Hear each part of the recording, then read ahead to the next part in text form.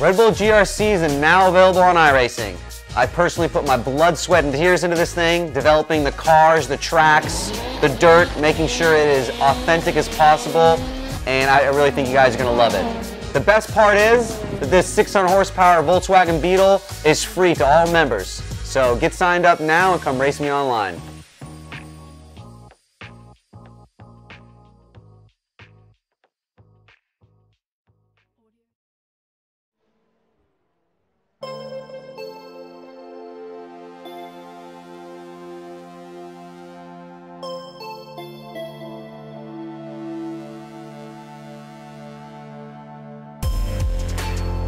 Hello and welcome to the third running of Friday Night Dirt Night here on RaceSpot TV and iRacing Live. Randy Cheneth, Cam Walsh, Hugh Lee, bringing you all the action, and we are going to start it off directly going into the Global Rallycross Race live from Indianapolis Raceway Park, or now known as Lucas Oil Raceway. This is a layout that was run in the Global Rallycross Championship in 2017. So it is going to be the first time we see a real-world layout used on this Friday Night Dirt Night action. The other track that we have on the sim that was used in real life was the Daytona short layout, but we have not yet run that. We ran the long layout at the top of the season.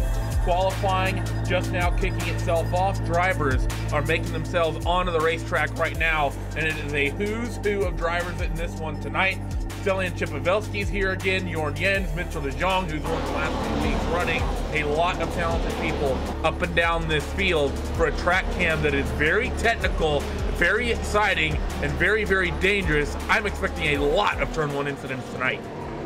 Yeah, hello everybody, and yeah, it looks to me like this is a pretty good one. As far as I'm concerned, it's got the corners I like. I have not driven this track here, but I can see that it's got the corners that I like, and for me, this is probably the highest speed we will get all season long. You've got pretty much the run from the exit of corner number 3 all the way to the front stretch. That's going to be fun. You really do probably have the highest speed differential, highest speed reach, on this racetrack indeed. There's a couple things that make this track interesting. One is the way you actually get down into the infield section for the technical parts of the track. You actually enter turn number 1 of the oval, and you are hard on the brakes, and it's a tight, I think almost just past 90-degree left-hander to get down onto an access road, which is part of the racetrack, to get down into the infield. That's very difficult. That is the actual technical turn 1, and that's going to be very, let's just say, interesting, and it has been in sessions for a lot of drivers in the field. Qualifying cycling its way through. Mitchell de Jong currently on pole with a 40.926, 2/10 over Heinzenfeld Core Motorsports driver Mortis Lohner. So Coanda versus Heinzenfeld Core Motorsports, the probably a rivalry in GT sim racing last year. They're coming out, continuing to fight once again. Another thing that's also interesting about this racetrack, Cam, we start the grid on the back straight of the oval, heading into turns number 3 and 4, going the correct direction. This oval has progressive banking as you go higher and higher up the oval, so the inside is a little bit flatter than the middle, which is a little bit more steeply banked, it's a little bit flatter than the top. So even though when these drivers grid, they will be 3 wide, even though the driver on the inside has that shorter route through, those drivers in the middle and the top side, they will have a slight pace advantage over that driver down on the inside, and because of that, the starts of this can be real crazy. Crazily exciting, I'll have you know, Mr. Cheneth. Also, I did see on the overlay, apparently the layout is 14.5 miles. It's actually 0.79 a mile, 5 turns. But I like the infield here, actually, because it's a lot of grass on either side. You need to really focus the car. With the tracks that we've seen, you can kind of extend over the track limits. You can really push the track limits. Here, I don't think you've got that. You've got walls on either side, and you've got grass where you can lose the car in an instant. So for me, I'm pretty excited about this, and I love that hairpin going onto the exit of corner number 3. That's going to be fun. Driver is currently on a lap right now is Pablo Aruger Castro. He's already gone through his time lapse, but he's doing a bit of practice laps. This is what the infield is like. Tight double 90-degree left and right-handers in the middle that leads you down the pit road of the oval, which is where the jump is, and then you get this long right-hand sweeper, which is where the drivers, well, Castro is not pretty much up to speed here, and I believe he's actually going to pull this off the racetrack. But typically when you run through there, you're sideways all the way from that point. Actually, Jorn Jens is about to go through it, hopefully at speed, but you see he pitches that car over to the right, and it's just a long slide all the way through the oval, the pit lane of the oval in NASCAR 3 and 4, and then into a hard hairpin, 180 degrees around, slide it around. You can use the handbrake there, but I don't think Jorn did. And we know that Mitchell typically doesn't use the handbrake as well. Yeah, I noticed that these quick guys really don't use the handbrakes, which is odd because let me tell you, I've only driven a couple of races. I use the handbrake all the time. I don't get why they don't use their handbrake. Again, probably why they're top pro level drivers and I am not. But looks to me like the Volkswagen and the Ford look pretty good here today. Qualifying, not that different. It was a 49.04 versus a 49.94, so pretty good times. I think Hugo Luis said it best. They're up here and they don't use the handbrake because they're better than you. That said, qualifying is is now complete. Top two are very close between Mitchell de Jong and Moritz Lohner. Mitchell in a Ford tonight, Moritz in a Volkswagen, only 0.09 of a second separating those two.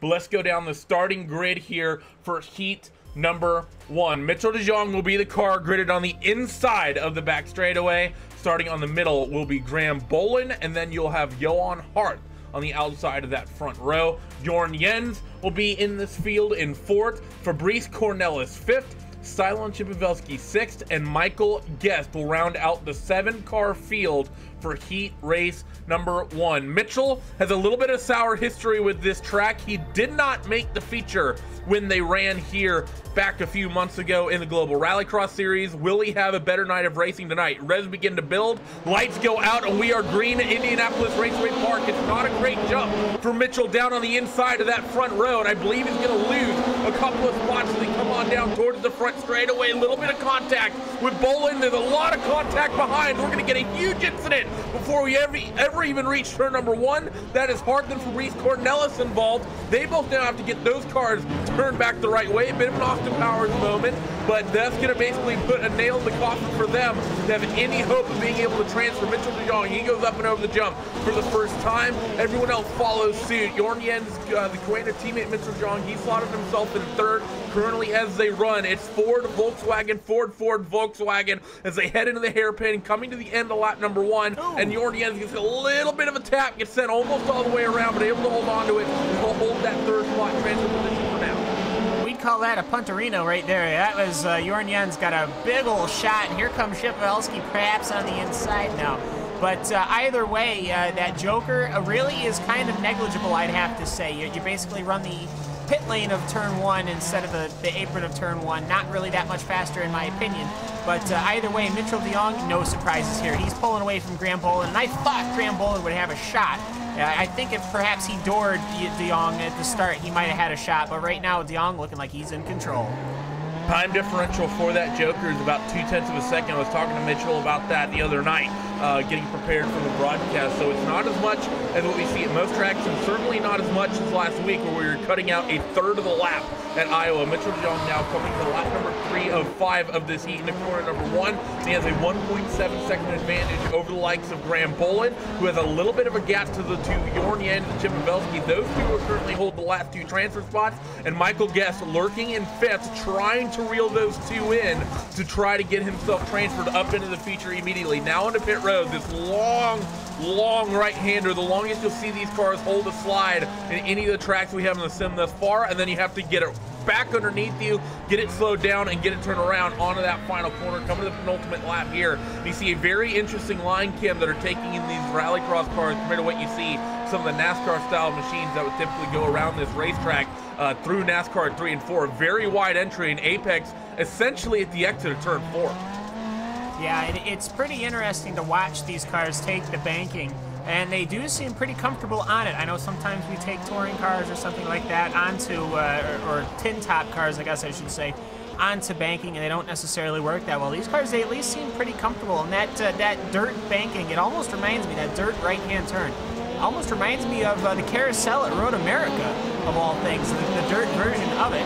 But either way, Mitchell de Jong, he is absolutely dominating this this heat race right now. 1 lap to go. Cam, knowing you, I'm surprised you didn't say it reminded you of the carousel from Watkins Glen, but drivers now taking the white flag for their final, apparently 14-mile lap around this racetrack, according to our overlays, at least down in the infield for the final time. It's slow, but it's actually a fun little middle sector that the drivers are cycling themselves through, that left to right-hand switchback. It's very satisfying to get right. Graham Boland almost lands off the side part of the jump, but looking back at this fight for this last transfer spot, Michael Guest is there, almost wheel to wheel with Chip Pavelski. A move is going to happen here at the hairpin. Who's going to make it stick here is Michael Guest, not getting the run he quite would have wanted. He's going to fall back a little bit, and Stalin Chip Pavelski, he won't have a shot at Jorn Jens, but he will transfer, and Mitchell de Jong will win heat number 1 here, as he has done so all the way thus far this season. 3 pole positions, 3 Heat 1 wins for that Coin Synsport driver, Michael Guest. He'll be on the outside looking into the transfer spots. Johan Hart and Fabrice Cornelis, they as well will have to get themselves through the B main. That'll be happening in just a few moments after heat number 2. But heat number 1's complete. Heat number 2 coming at you. Let's go down the starting grid. Moritz Lohner, Hoist Velcor Motorsports driver, he will have the pole here in heat number 2. Sindre Setsas in the middle, and Ryan Kuhn on the outside of the front row. Mika Happinen in 4th, Pablo Aduro Castro 5th, and Evan Millard in that 6th spot. They grid up 3 by 3 here, if memory serves me correct. And it's going to be interesting to see you actually take that back. It might be 3 by 2 by 2. So, cars now set on the grid. Lights are now on.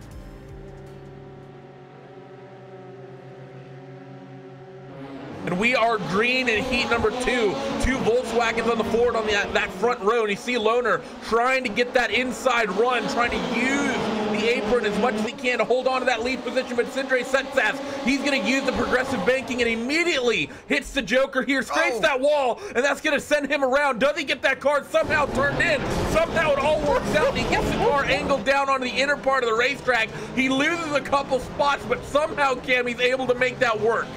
Oh my goodness me, that is the craziest thing I've ever seen. 2 wide going across the jump there for the very first time. They're almost hitting each other. It looks like Evan Millard, he gets pushed into the outside wall there.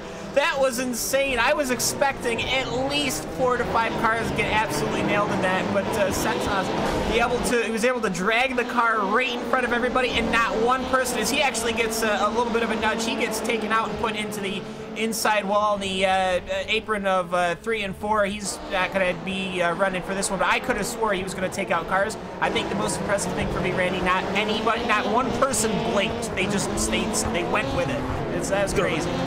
The Rallycross way, you can't blink. You have to have full confidence. There's 2 sorts of racing that you need to just be brazen and brave, and you just have to throw your cars into gaps that you normally wouldn't.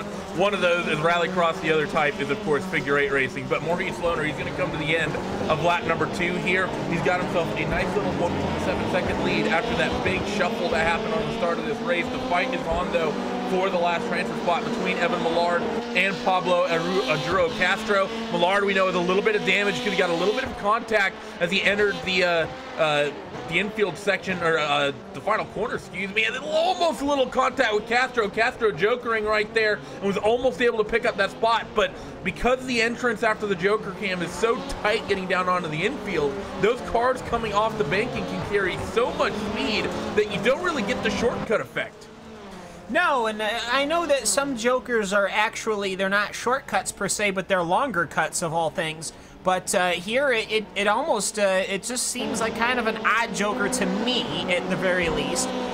Because you exit the Joker and you're literally entering, as we saw going into turn 1 for the first time, what happens when you re-enter. But they make it all work out, and these guys, they've been getting better and better week in and week out, and I think that's the impressive thing too, to know that these guys, they're able to race closer and closer together. Obviously, you've still had incidents, but for the most part, it's been pretty clean, and right now, we're seeing Moritz Lohner, he's working pretty good over Mika Happinen and Ryan Kuhn, and that's VW leading 2 Fords.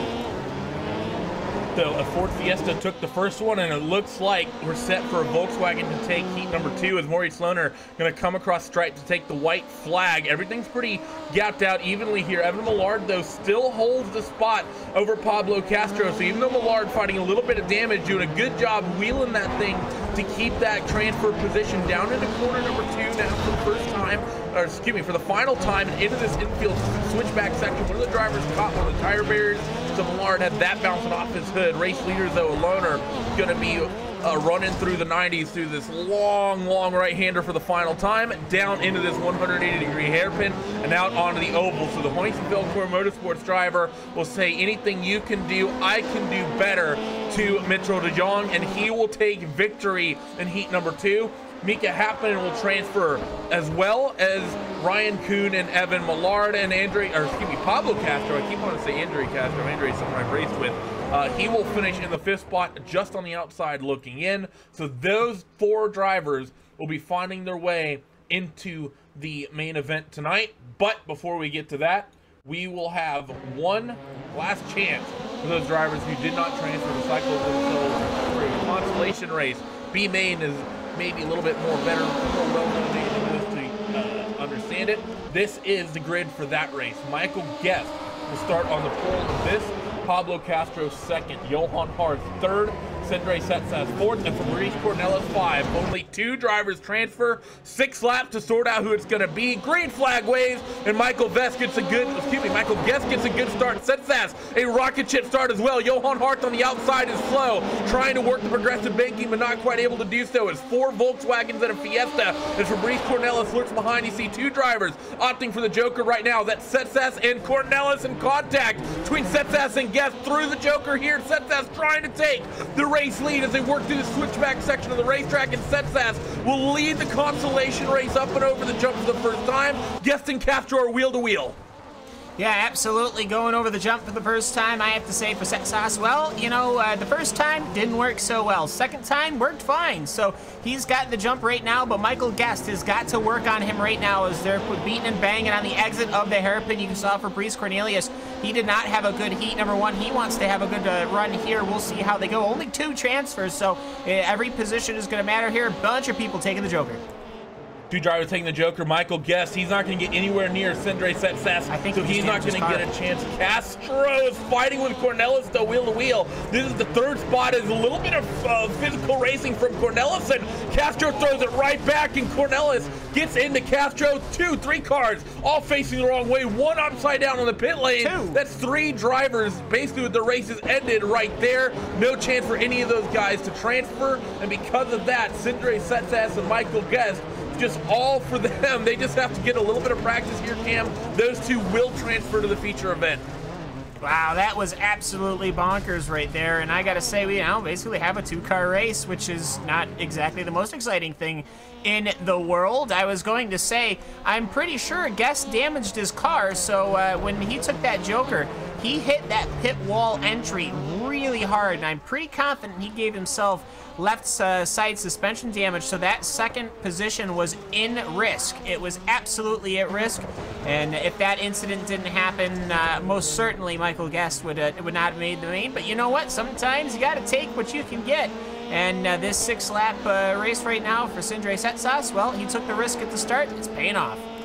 Fabrice Cornelis is still out there on the racetrack running, so if you're Sindre Setsas or Michael Guest, you still can't make a silly little mistake here getting this little bit of practice in. It's a huge margin, but as we know, in the Global Rallycross, it's easy to make a little mistake, jump one of these jumps wrong, and land sideways and end up on the side that end up on the end of the car that the wheels are facing the wrong direction. So for these guys, they just need to make sure to not do that, and they should be fine as they come now to take 2 to go here through the hairpin. Setsas a little bit too tight, clipped those tires and picked up the inside wheels off the tarmac, but he's now back out there and running. But it's not going to be the night of racing that Fabrice Cornelis would have wanted, Cam, because he's involved in a big incident on the front straightaway of lap number 1 of his heat, and then here after a couple laps of running, he's involved in a big incident in the consolation race. Not what that driver would have wanted at all. Yeah, and I mean, I gotta say, I think this might be the first time we're seeing Fabrice Cornelius. He might have been there week 1, I don't remember, but yeah, definitely not what you want to see. And yeah, Michael Guest, if you want a good time right now, watch Michael Guest, because he is wrangling this Beetle that has front suspension damage. I mean, there's no other way to say that the car is performing the way that it is, because he has suspension damage now. But watching him try to wrangle this thing around this circuit, it is certainly something to it here. As finally, we are on, thankfully, the last lap. final lap started right now as Setsas works themselves into the middle part of the racetrack, Quick little cut back and forth, and on towards the jump for the final time for Cindray, and he's got it perfect. He shouldn't have any issues from here. Michael Guest, he gets it nice and clean as well. So those two drivers with that should be fine as they work themselves through the long right-hander in towards that 180-degree hairpin left, and now back onto the oval, and this will be the checkered flag waving for these two, and they will be very happy to know that they are transferring to the main event. Cindray, a little bit of style of points as he comes across the stripe for his consolation race win, and Michael Guest comfortably takes that second spot. Fabrice Cornellis, Vendaval driver, of course, still not the most happy camper after what's happened to him. But with that, we will set our race grid for the feature event tonight. 10 drivers, 10 laps. Let's take a look at the starting grid right now. Mitchell DeJong will start on pole. He has been perfect throughout this season thus far. Pole positions, heat race wins, and feature wins. We know that at Lucas Oil, in the real world, he didn't have the weekend of racing he wouldn't have wanted. Can he be better here? Moritz Lohner second, Graham Bolin third, Mika Happinen fourth, Jorn Jens fifth, Ryan Kuhn sixth, Stylen Chepavelski seventh, and Evan Millard eighth. Cindray Setsas ninth, and Michael Guest rounds out the 10-car field here as we're just waiting for everyone to get themselves on the grid, and then we will be green flag racing. I believe we now have all 10 cars on your starting grid. So the lights will go on in just a moment. Lights go on, revs begin to build.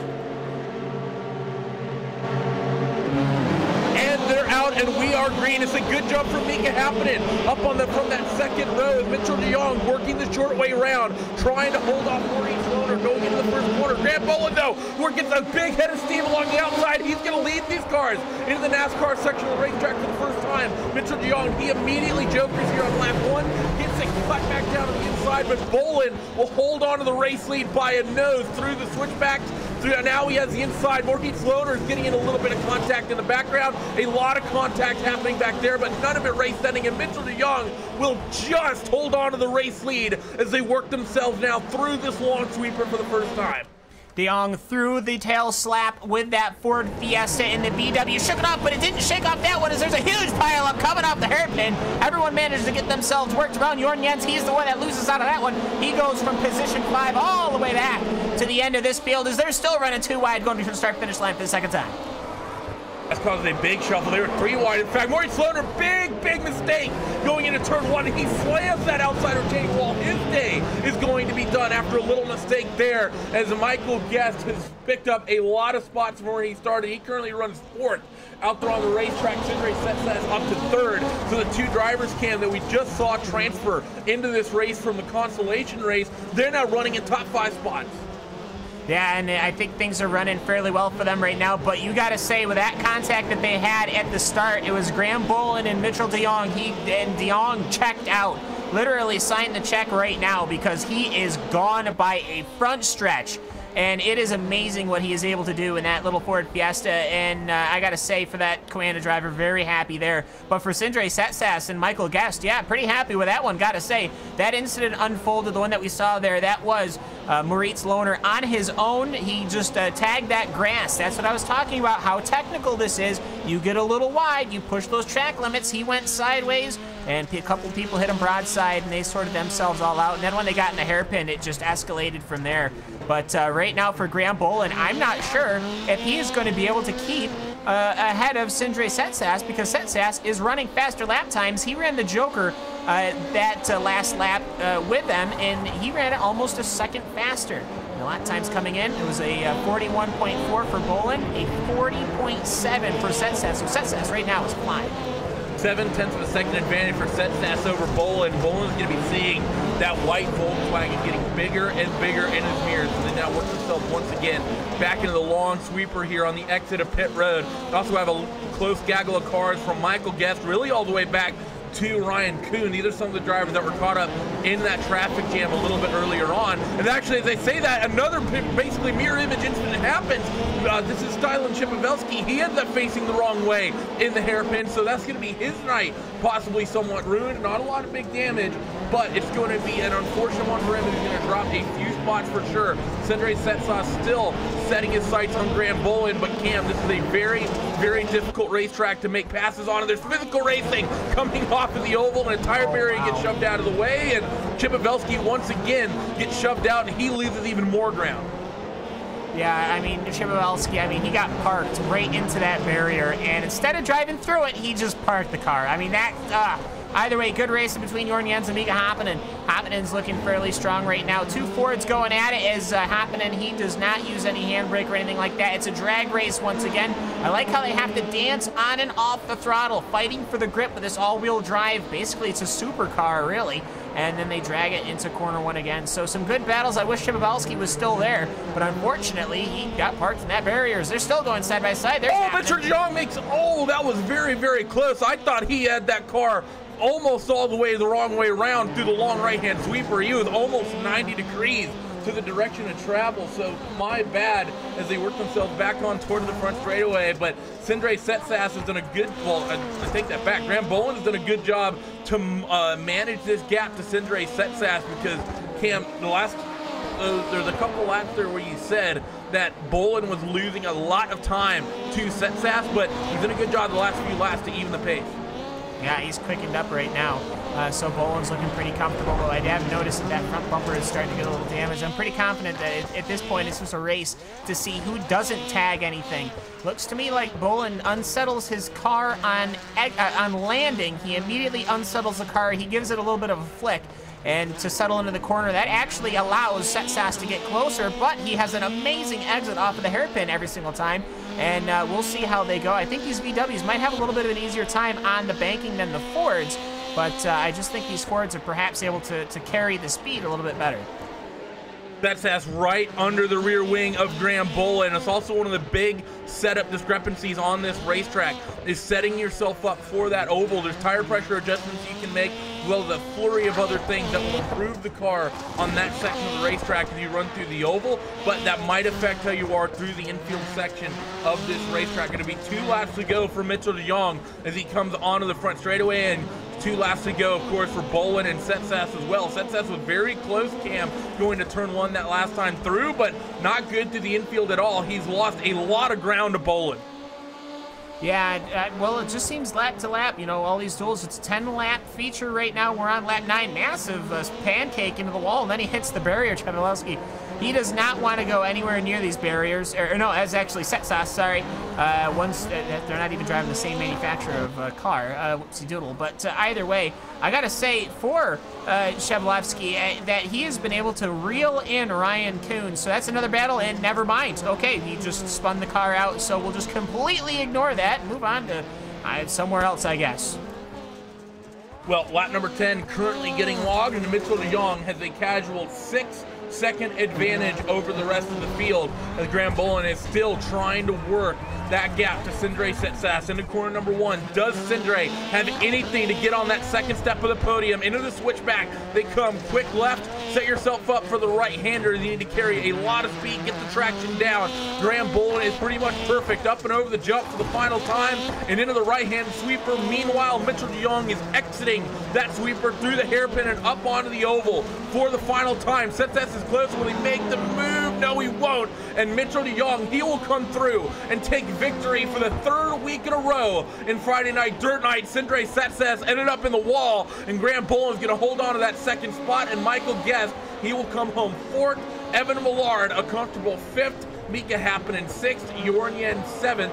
8th place will be Chip Pavelski, and that will pretty much round out the field. Ryan Kuhn, 8th, and Chip Pavelski in 9th. So a lot of action in this feature race, Cam, but very, very spread out up and down the field. Yeah, a couple of lap 1 incidents, gotta say. Also important, never give up, because our 2 consolation drivers, that last chance qualifier, they took that chance as high as you could probably go as Setsas and Guest there. Well, they finished 3rd and 4th, so good running all around. I have to say, Randy, I really like this track. I thought it went fairly well. We got a lot of good action, and I can say Lucas Oil Raceway, a great addition to the iRacing service. It was it was a very, very entertaining one, a very physical one, and a very attrition-filled one, as it was in the real world. But with that, let's go down your post-race results after this feature from IRP.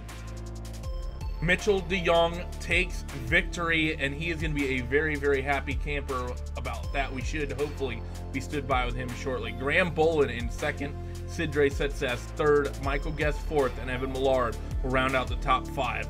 Fantastic drive, might I just say, from those drivers who had to transfer from the consolation race. Both of them end up in the top 4. Mick in 6th, Ryan Kuhn 7th, Stylian Chipalewski, as I tried to work on my Polish. Unfortunately, not a lot of Polish-speaking people here in California to learn from. Jorniens in Chipalewski in the 8th spot, Jorniens in 9th, and Moritz Lohner rounds out the 10-car field. He finishes 10 laps down after that uncharacteristic mistake in turn number 1 and 2. But we're now joined by race winner Mr. Mitchell DeYoung, and he stood by with Mr. Cam Walsh.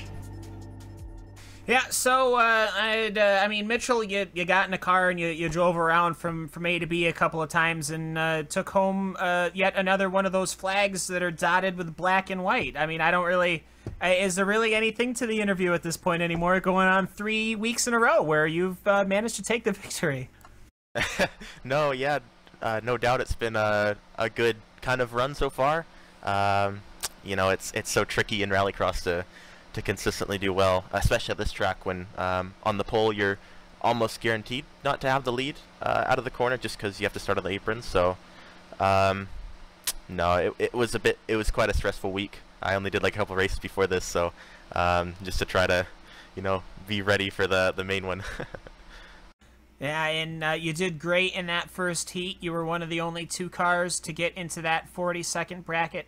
And the Joker here, I gotta say, is probably the most frightening Joker. We saw at the beginning of heat number 2, a very exciting start to the heat. You managed to take it right away. You gave a bit of a tail slap to the VW you were alongside. I believe it was Lohner at that point, or maybe it was Bolin. I think it was Bolin. And you were able to get clear and just pull away. How much concentration does it seriously take to be able to just consistently pump out laps when you know full well that you don't have that car behind you and you've just got to hit your marks? Yeah, no, it's extremely difficult. You know, like you said, the Joker is really scary. Even so, same in real life. You know, especially when you're on the main line, you have no idea what the car coming out is doing, and I kind of had to take it just because I had the 2 cars to my right, so just tried to make that work at least, and it looked like it did. We had a bit of contact there, but we were able to still make it through, and yeah, it was quite a crazy first lap, I would say, but no, it was, after that it was pretty okay, but it's so tricky on this track, especially when the track starts to go away. It starts to get down to the pavement on like the long sweeping right, so the grip's super inconsistent. It's really hard to find that fast way around the whole time. Yeah, I love that. Now I almost wish we could get a view of that right-hander, because I noticed that I could start seeing the stripe for the pit lane, that yellow stripe, and I was like, oh, this is, you know, these guys are starting to run on the concrete here. You know, that's pretty exciting. But either way, we've pretty much hit, for the most part, the gambits that we have here on the iRacing service, and we've raced pretty much every type of track that we're really going to be seeing. And just kind of like as a final question, just overall these last 3 weeks, I mean, it's been pretty good racing, and it looks to me anyways like it's just only going to continue to get better. Yeah, absolutely. I think the tricky part is always finding the balance between how hard you can race and you know, the contact and things like that. I think that will be the defining factor for kind of all the races on this.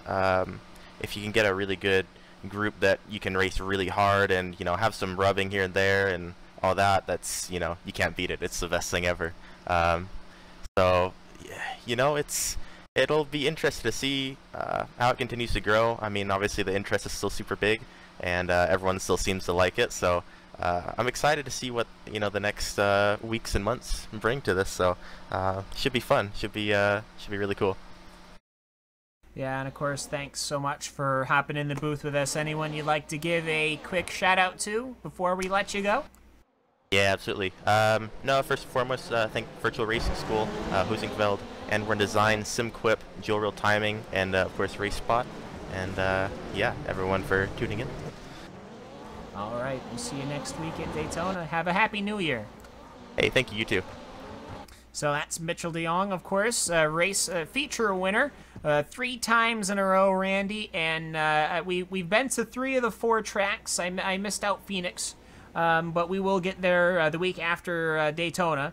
But either way, I mean, pretty much all 3 different types of variants that you can really see, and he just continues to pile it on. Yeah, it's going to be interesting to see what happens when we go to Daytona next week, because that's I believe we're going to be running the short layout, and that'll be the other real-world layout that we have on the sim. But we have a couple other interviews to get to. Let's get the second-place finisher, Mr. Graham Bolin. We're now joined by Graham. Graham, it was a pretty physical race there in that feature race, a pretty physical night of racing. IRP sort of lends itself to that. How was it for you out there in the 8 car? It was really fun. The first couple laps was kind of hectic. I tried to get around Mitchell, but he's super fast, and I couldn't catch him after like the first couple of laps after he took the Joker. It was really fun though. Let's talk about that Joker on a track like this, because most of the tracks, it's a shortcut that is, several seconds, and if there's a car directly in front of you, it's pretty much a guarantee you're going to pick up a spot.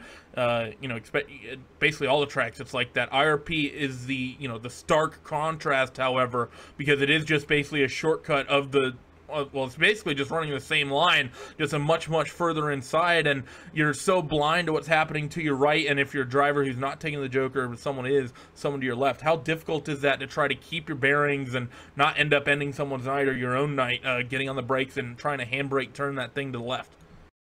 It's pretty hard, to be honest. Like, for me, the Joker was slower tonight because I took it very badly, and I wasn't near anybody, so I didn't have to deal with people around me when I took the Joker. But like Mitchell said, it was really hard to come back on the track with people surrounding you when you're coming out of the Joker, because you don't know if you're going to hit somebody or someone's going to hit you. Well, thanks for joining us, Graham. Congratulations on a big second place here tonight at IRP. Again, one of the only real layouts we have on the sim at the moment, and definitely one of the unique layouts that we have at the moment as well. But before we let you go, any shout outs? Who would you like to thank, Graham? Nexus Esports, RaceSpot for broadcasting this, and Michael Guest on the P4, which is my teammate, and that was a really good race for us. Well, you mentioned Michael Guest, and there is one driver who definitely mastered the Joker and leaned on him a couple times to pick up spots, and that was Mr. Sindre Setses. Cam, you're stood by with Sindre, who I think had the most exciting Jokers of the evening. Yeah, and as we get him in here, first off, we'll get to the consolation race in a moment, but on Heat 2 was not necessarily the greatest thing in the world, but just at the start of the race, you get the pole, you get the whole shot, I guess I should say. Take me through what was going through your mind when you lost the rear end of the car, you were going in through the grass, and you were sliding in front of literally the entire field heading into corner number 1. I knocked the rear suspension out, so my car just basically went sideways without me doing anything, so it was pretty interesting. It was, like cannonballing into turn 1, seeing how many I would take out without having any control. But didn't take anyone out, unfortunately, and had to go through the consolation. Yeah, interesting, I think, would probably be a good word for it. I gotta say, it was. I can tell you that we got pretty excited. So it's. But either way, you were able to take advantage of that last chance qualifier. And then we got to the actual the feature race itself, and you really did a good job wrangling that car around and coming home with third when you were starting so far back. Yeah, it was in general a good race. Minor damage in the feature race, like from lap 1, but other than that, it was pretty good. Car was drivable at least, not like in Heat 2. Yeah, and either way, I mean, you didn't finish that far behind Bolin. You tried to set him up a couple of times and kind of tried to give him a nudge in that final hairpin. But either way, just taking a look at the tracks we've been to, I think this track's been pretty fun. What are your thoughts been, kind of as a final question, of the last 3 weeks of rallycross racing? I've had fun. Just want to shout out Fabrice Cornelis and Mika Hapanen, who's doing the same race. We're all from different teams, but we come together, work together as well to become faster, and it's been good fun. Rallycross, it's a good addition to iRacing. All right, is there anyone else you'd like to give a quick shout out to, or before we let you go? Well, I don't know. Well, you pretty much covered it all in the first, but I always ask anyways. But either way, thank you so much, Sindre, for hopping into the booth with us. We really appreciate it, and hopefully we'll see you next week. Yeah, hopefully. See ya. So that's Sindrius Setsas, of course, the Volkswagen that managed Randy to, after having an abysmal heat number 2, end up coming home in the feature in position number 3, which really goes to show that anything can and will happen in this Rallycross series. Yeah, he had a miserable heat too, but he definitely made it up for the 2 jokers that he did in the consolation race and in the feature race. Those were exciting to watch. Just leaning on Michael Guest a little bit, just all good physical racing that you get in global Rallycross. But that's going to do it for us for week 3 of the Rallycross. Of course, Friday night, Dirt Night, not done just yet. We still have 2 sets of racing action to come. The very first, we're heading to Knoxville, the sprint car capital of the world, for the World of Outlaws Dirt Super Late Models. Don't go away. That's going to be exciting. And of course, after that, heading to Lanier, where we're going to be unleashing the winged 410 sprint cars on the shortest dirt track in iRacing at the moment. Be sure to stay tuned in. Thank you for joining us and watching leg number 1. Hopefully you continue to watch legs number 2 and 3. The World of Outlaws, especially the late models lately, those races have been phenomenal. Don't go away.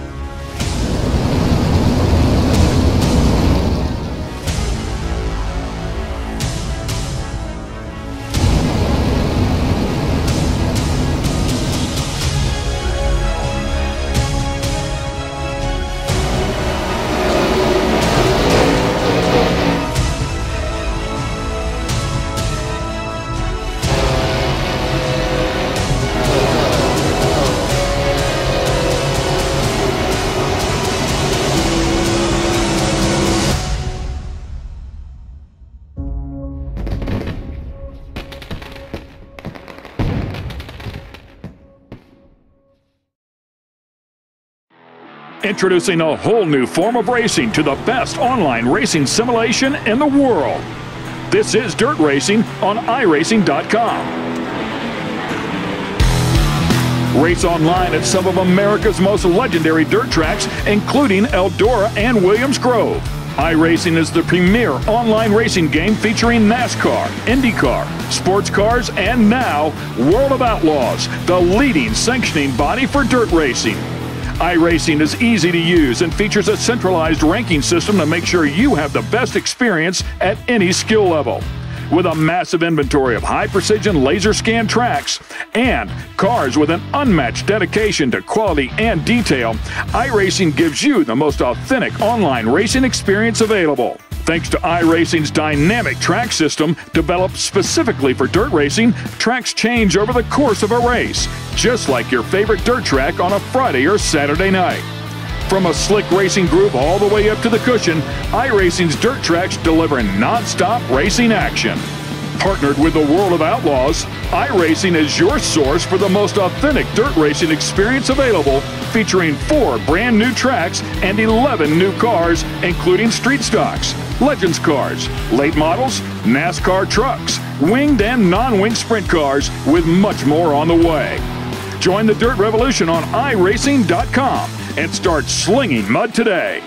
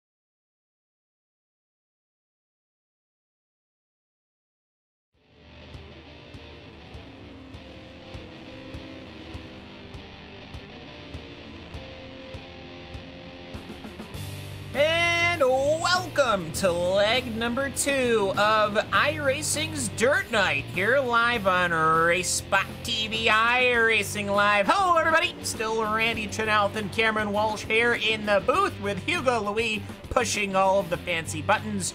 Well, we've gone up to Knoxville Raceway here in Knoxville, of course, and it looks to me like we are all set to have another barnstorm of a race. We've got 17 cars on the docket, 2 heats, 1 last chance qualifier consolation if we can fit it in, and if not, we go straight to the feature. And Randy, it looks to me like qualifying is underway. Qualifying times, no surprises. They are neck and neck as, well, they're round and round this Knoxville circuit. A lot of close times up and down the field right now, Cam, and again, another who's list of drivers. Tyler Hudson, he's in the field. He actually just finished. Actually, no, he may have wasted or gotten a 1X or thrown away that first time lap, but he's now on his second time lap out there in his, let's just say it's Ford branded late model through 3 and 4 of this Knoxville Oval. And where will Tyler Hudson slot himself in this grid? 18.1, he goes to pole, no surprise there. Yeah, it's some form of Mustang for the record, but either way, it just looks to me Jordan Wesley. He's running around the circuit right now, and no, it is no surprise that Tyler Hudson is sitting on pole as Jordan Wesley looking to put in his first time lap, some sort of, I imagine, a Chevrolet of some kind, perhaps a Camaro. They look just like the cars. I mean, really, it's, you know, it's like they're out there on the circuit. But anyways, no, these late model machines, as you can tell, don't look like anything you can ever see. These machines are absolutely staggering. 438 cubic inches power and 850 horsepower through this full roll cage machine. And I gotta say, 2,250 pounds means, Randy, these things, when they throw it into the corners, they mean business, and they are not afraid to trade paint. And it's 2,000, couple, let's just say about a ton of weight that is very softly sprung. The sprint car is very, very stiff. They don't really, I mean, they move around, but they don't move around quite the way these cars do. The way the body roll affects these machines, it's pretty extraordinary to watch these cars actually work. Modified is much the same way. Late models much the same way, but the late models are pretty much the ones that are famous, Cam, for watching them pick up a wheel or, you know, watching that front body work really move around. Well, it's interesting when you're watching. Of course, it's a little hard now because there's no cars on track. As we get ready for heat number 1, we'll go through the heats real quick. But it's interesting because you see when the car is stationary here on pit lane, that front looks so weird. As you can see the cars being pushed out onto the starting rows. You can see that front lip, it curves so much from the left wheel to the right wheel. Yet when they are in when they are on circuit and they are on it, you will actually notice that whole front lip is completely closed down onto the circuit. That's just how much movement these machines get. All right, let's take a look at the grid for heat number 1. No surprise here. It is Tyler Hudson, number 5 machine, qualified with an 18.121. Virgil Graham, he'll start position number 2. Alec Kane will start P3. Brayton Wallace in 4th, Jacob Levertstein in 5th, Jordan Mitchell in 6th, Chris McGuire in 7th, Joe Lottarello in 8th, and David Galloway, he is going to be starting in 9th position here, Andy, without a qualifying time, but you know what? We saw in that GRC race, anything can happen. Yeah, these guys aren't going to be doing any jokers, unfortunately. Maybe that's what dirt track racing needs, Cam, to make a comeback. We need to see World of Outlaws sprint cars and late models doing jokers on these little ovals. That'll really spice things up. But no, this is a very, very tightly contested heat number 1. Same formula as per usual. 8 laps, top 7 advance to the feature. The last couple drivers that they will trickle themselves down in towards the consolation race, which I'm still not quite sure we're going to be getting here tonight, just due to the car count. But this should be an exciting heat number 1. Well, they say 7 transfer, so, it looks to me like consolation, well, if 7 transfer, that'll leave 2, and I don't think they would have just a 4-car feature, or a 4-car end to that, so I don't know, we'll have to see. But either way, Pace Truck has rolled out onto the racing surface. The official Pace Truck of iRacing is, we don't know. It doesn't have a brand on it. But some of these cars do, however. As I see actually outside Virgil Graham, he's running a Toyota Camry. We've got a couple of Mustangs. I've never understood why people actually put that stuff on the cars, because it looks nothing like it. Because they're running branded motors, Cam. They're running either Ford or Toyota or... It's not a Camaro Mustang. It looks less ridiculous than the Top Fuel funny cars that are branded as well. Yeah, and I have a feeling point. those 10,000 horsepower NHRA. I have a feeling that Ford Mustang that John Forrest drives is not very Mustang derived. You never know. It could be stock. It could be. Never seen a Mustang with a Hemi. Either way. The iRacing official pace truck looks to pull off this time by after performing a 2-hole heat practice laps, pace laps. I got it. Anyways, he pulls up. We'll see when Tyler Hudson goes. He'll pin it almost as soon as the safety truck gets to the safety pit lane. We are green for heat number 1 here at Knoxville Raceway. It's a good jump from Tyler Hudson. Contact for second, and that's going to drop that 17 machine back a number of spots of Alec Kane, and still a lot of contact. A couple cars facing the wrong way here at Knoxville, and Alec Kane from second on the grid, second row, excuse me, he goes all the way to the back of the field. And Tyler Hudson, he is going to be taking the corners number 1 and 2 once again. Looks to me like Jordan Mitchell and David Galloway get away, but Galloway looks to me like he might have front suspension damage. That could just be bodywork damage. These cars are fairly tough, but Tyler Hudson, he's able to get the gun, and he's got the position now. As you can already see, that line forming on the inside, that's going to be very important. Sure, these cars, they use a lot of the circuit, but they put a lot of weight down, so expect to see this track get worn in battle for 4th position. Right now, it's Jacob Leverson and Chris McGuire. It's a lot of close fighting up and down this field, like you said. McGuire and Leverson, pretty much the two closest out there on the racetrack. See these late models, they're leaning up against that berm down on the inside of the racetrack a lot more than we saw the sprint cars doing last week. Cam, you see that 2 machine, he basically puts the entire front end up over that little ridge and uses that to help shift a little bit of weight rearward and get that car turned in. Jacob Liverstein making that inside line work really well right now. Yeah, and of course, we got to remember here at Knoxville, this is a brand new circuit on the iRacing service, and my goodness, did it perform last week. Let's see what they can do over the next couple of heat races, or the next heat race, I guess I should say, here at Knoxville. It says it's the sprint car capital of the world. Let's see what the show these super late models can put on right now.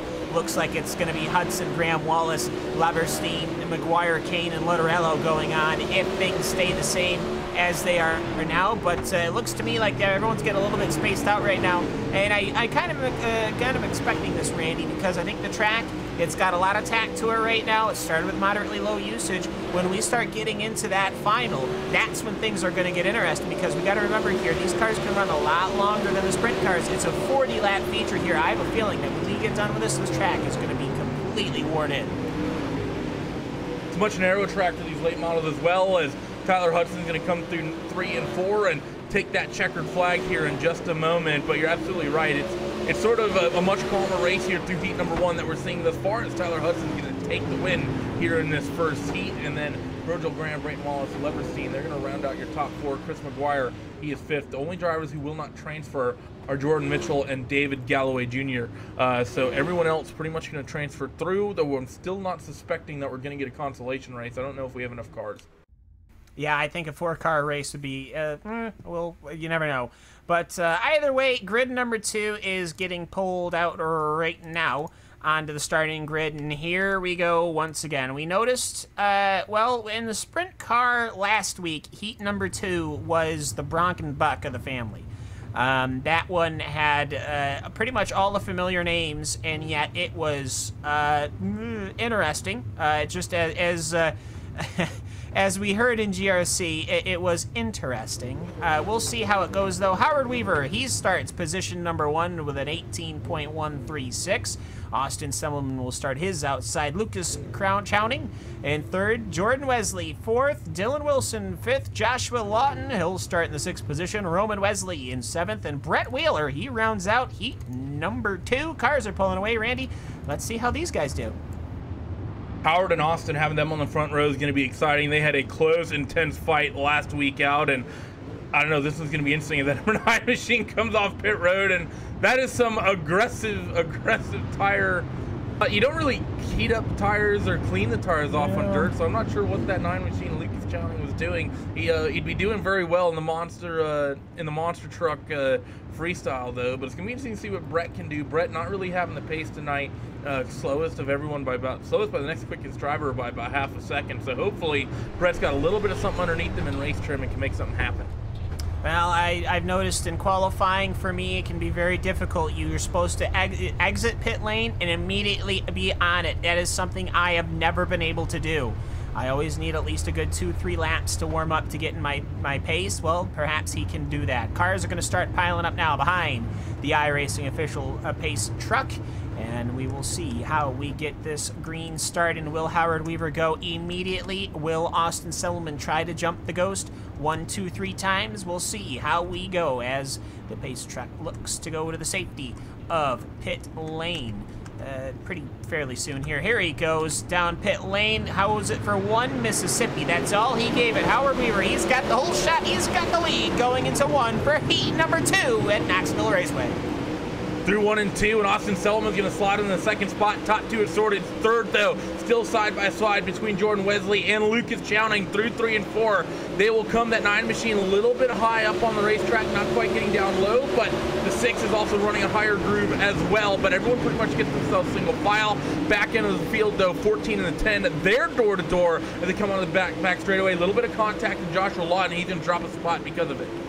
Yeah, Austin Selman sliding up the track. That allows Jordan Wesley a peek at the inside. Lucas Chowning is looking to follow alongside. And here goes Austin Selman. He's kind of stuck on the outside. Don't think there's any speed there right now, but we'll see. He's starting to fight back through the back stretch right now. Jordan Wesley, however, he is holding strong. He'll slide up the track. His right rear quarter panel will take a nice little bite out of the front nose cone of Austin Selman. That'll cycle him back, and he's almost stuck on the outside because now here comes Lucas Chowning. And here comes Dylan Wilson at all. So Austin Selman, he's sliding back. Selman has dropped a couple spots in this heat. He's not going to be happy about that. He gets aggressive down on the inside. Not quite able to make that move stick, though, on Chowning. Because of that, he might drop another spot to the 12 of Dylan Wilson. Wilson on that top side now. Not really seeing anyone up high. Mostly everyone through heat 1 and 2 running down low. But Wilson has good speed up there, good momentum. That 1 machine of Selman Cam, I think, is going to drop another spot here in the next lap or so. Impressive. Austin Selman lost that as 2 positions on the outside, and now he's losing the 3rd position by a car that's on the outside. So either way, these cars are perfectly fine. This is the 7-car field. So if they say 7 transfer, I don't think that they would stick 2 out. So yeah, I think this is mostly it's 8. Brett's just way back there. Whereabouts is he? Oh, I see him. Oh, there he is. I see that now. He's trying to get comfortable. I can't blame him. I wouldn't be doing any better. I can assure you that. Late models are not my thing. I don't. Unfortunately, here in the Northeast, we don't really see them. I see them when it goes Super Dirt Week. But either way, looks to me like Howard Weaver. He's got a good jump here on lap number 8.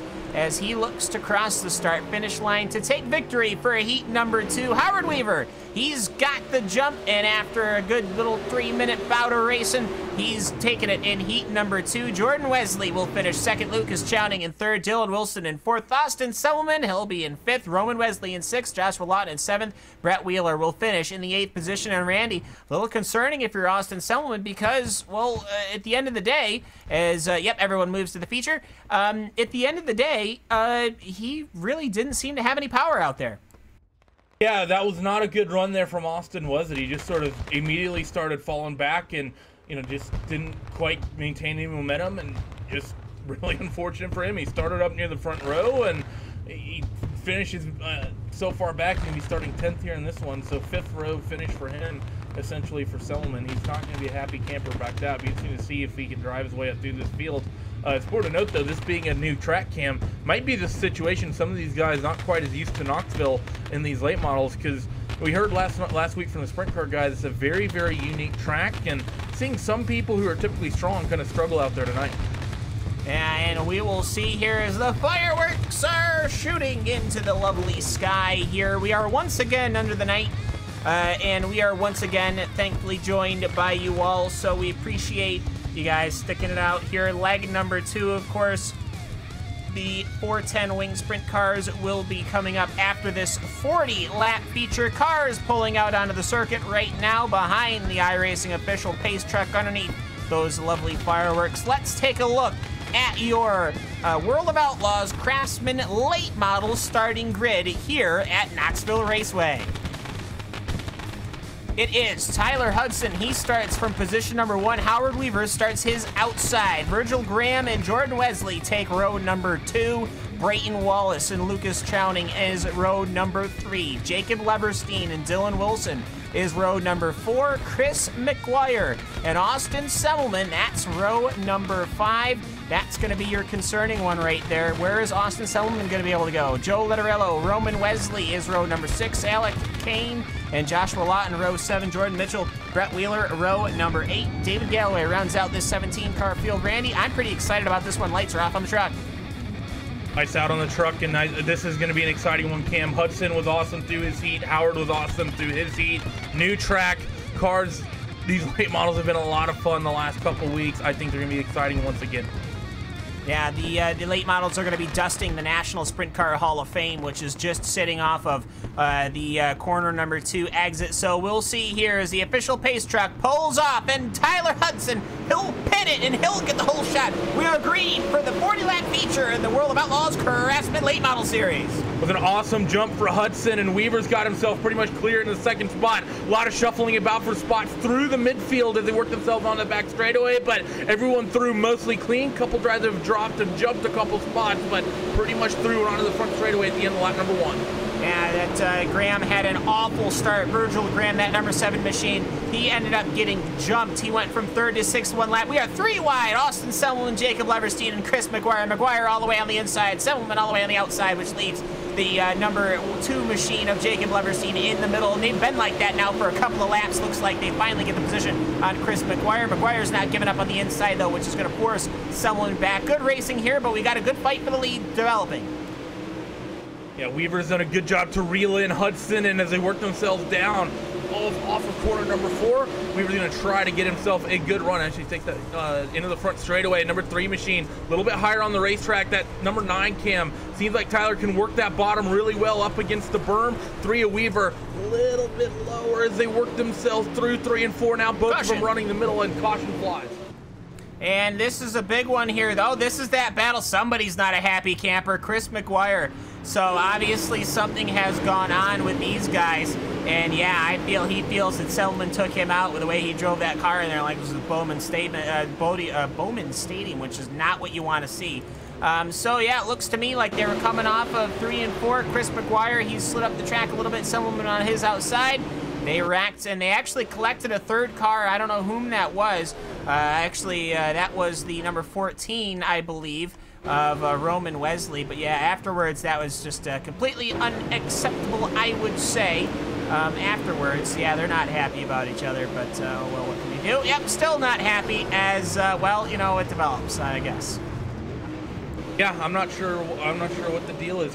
I think I'd put that on Chris there, so I don't know what he's upset about, but hopefully he gets it off the racetrack and doesn't make too much of a fool of himself here on air. But caution flies for the first time in this one, and that was not a lot of laps we got onto the books before that came out. Yeah, and these guys, it doesn't help that they're literally parked next to each other in 14th, 15th position. They probably hit each other like probably 6 or 7 times now. So we'll just go on from that. But I gotta say, yeah, we only got 6 laps in, but this happened last time. This happened early. You get that 1 caution early, and that kind of gives everybody the shake. Something happens, and then we get going. We get that long green that we like to see, and we'll see how it goes. Lights are out on the iRacing pacing truck.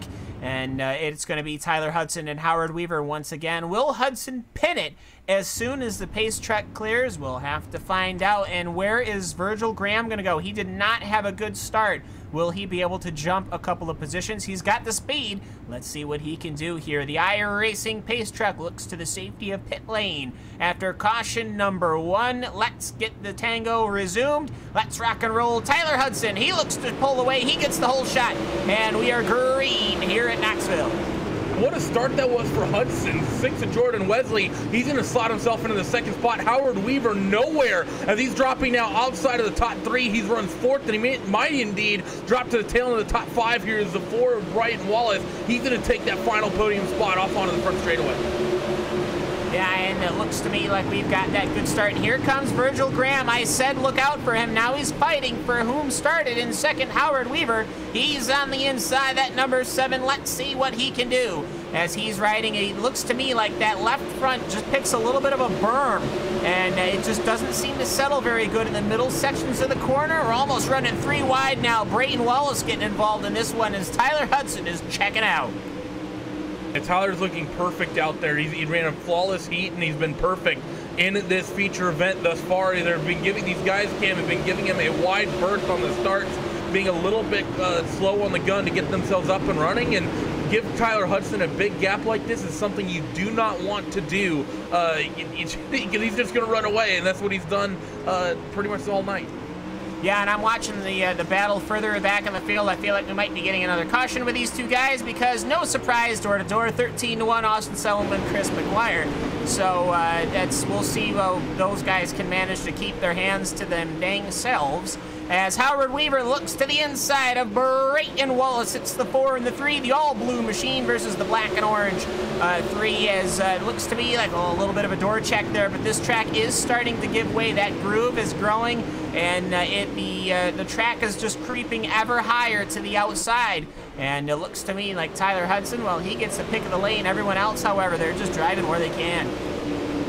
That's pretty much the situation right now, is that inside groove, like you said, Cam, slowly going away, and it's slickened up. Howard throws a bit of a slider on the 4 of Brayton Wallace. That was a fantastic move to pick up that 3rd spot, and well done by him to make that stick. He's going to try to continue working his way back up where he started, but he has Jordan Wesley in the 6 machine running second. He needs to try to make a move on next, and can he make the same move happen twice? Not quite as committed, but that 6 machine running a little lower on the racetrack, so nowhere to go for that 3 down on the inside, but he had the overlap for a moment. Yeah, and Tyler Hudson, that number 5 machine, comfortable as can be, as he is running away with it right now across the start-finish line. It is almost 1 complete second, as here comes Howard Weaver on the inside of Jordan Wesley. Wesley, though, he'll get the counter and the punch, and he pulls alongside the number 3 machine. He'll throw it onto the inside. He'll creep up the track, and look at how far that car slingshots now. That's how wide the groove is. The tire loses it, it spins, and it'll truck the car up the track. You can see that happening too. Howard Weaver, as cars are starting to get a little bit bumping back to a little in the field. Virgil Graham and Lucas Chowning taking a bite out of each other. Now Howard, he actually has that spot down and dusted. He made a fantastic move on the inside, basically parked the car coming off the corner, and that gave the 6 machine nowhere to go. As like you said, Chowning, those guys, they're fighting really, really hard here through the mid-pack, and up near the front, Cam, the fighting's gotten relatively sorted itself out, but this mid-pack still aggressively shuffling for spots. Yeah, Jacob Leverstein, he's got the number 2 on that machine. That means he is the driver with the 2nd highest I rating in the server. He's stuck back in 9th position right now, so he should seem to have a bit more speed, but he just doesn't seem to have it right now, as he is stuck behind Alec Kane and Joshua Lawton. The all-orange number 10 of Joshua Lawton looks pretty comfortable in that 7th position as we're rounding out lap number 20. We're halfway through our feature here at Knoxville. 1 caution on lap number 6, and that was that, as we've got a battle brewing for 3rd position as Jordan Wesley and Brayton Wallace are going at it. Yeah, the fight is on, and Jordan Wesley, a little bit of contact. Brayton Wallace gets shoved up the racetrack, and he's going to drop a little bit of momentum because of this. So because of that, Wesley will hold that 3rd spot. But Wallace, he's going to fall into Lucas Chowning and Virgil Graham. This little going to turn into a 3-car scrap here as the 9th. Throws an aggressive move down to the inside of Brayton Wallace. Wallace isn't going to be happy that he just lost the positions he just lost. I don't think he's going to be looking to drop back anymore. No, I don't believe so at all. Look at how sideways these machines are getting. It's not that much more sideways than at the start of this race, but it is indeed more. As it looks to me, these super late models are doing a very fine job driving around this Knoxville Raceway circuit, putting on a very good show for all of us here on the iRacing live service. And of course, RaceSpot TV is a little bit of a net from Jordan Wesley. That sends him sideways, and he will now go 3 wide into corner number 1 with the car of Virgil Graham, and he'll turn him around, and they'll pile in here at Knoxville Speedway. Caution flag is going to be out. That's not what we wanted to see. Yeah, a couple cars around there. Second caution is going to fly on the night. Just aggressive racing here in these for all these guys get through this middle part of the race. So got to the halfway point relatively clean, just that one caution. And Virgil, I think to be relatively, he's not going to be happy that he got spun around, Cam, but considering he did so right in the racing groove, the hits he took, I don't think there's any terminal damage on that car. So should be relatively happy at least with that. Little bit of front nose cone damage, but I don't think that's going to ruin the car at all. These cars, as far as the body work goes, yeah, the body work's important. You can't deny that, but at the end of the day, the machinery is what pushes the car, not the aerodynamics. So I also got to say, it looks to me like Austin Selman and Chris McGuire, our lovely couple of the day, has managed to not wreck each other. So, I mean, I guess we got to give them a thumbs up for that, because they were not doing too good after their incident. So hats off, I guess, to them for sorting out their differences and getting on with the race. But either way, Tyler Hudson, he's been in command of this race. He has the speed, he has the machinery, and, well, this is now going to be the 3rd time that he has to pin a start with Howard Weaver starting his outside, and one of these times, Randy, Howard Weaver's going to get it. Well, you say that, but every single start we've had, no one's really challenged Tyler Hudson when we've gone to green. So Tyler should be relatively comfortable here. He seems to have the timing down, and no one seems to be anywhere close to him. Everyone's just being really, really passive on the starts. It's good to get good, clean racing and a lot of green flag laps in, but it's also a good way to just hand Tyler Hudson a victory 2 nights in a row. Yeah, and of course, Tyler winning last week's race at Volusia, and well, we didn't really get much time to talk about Knoxville Raceway as a whole.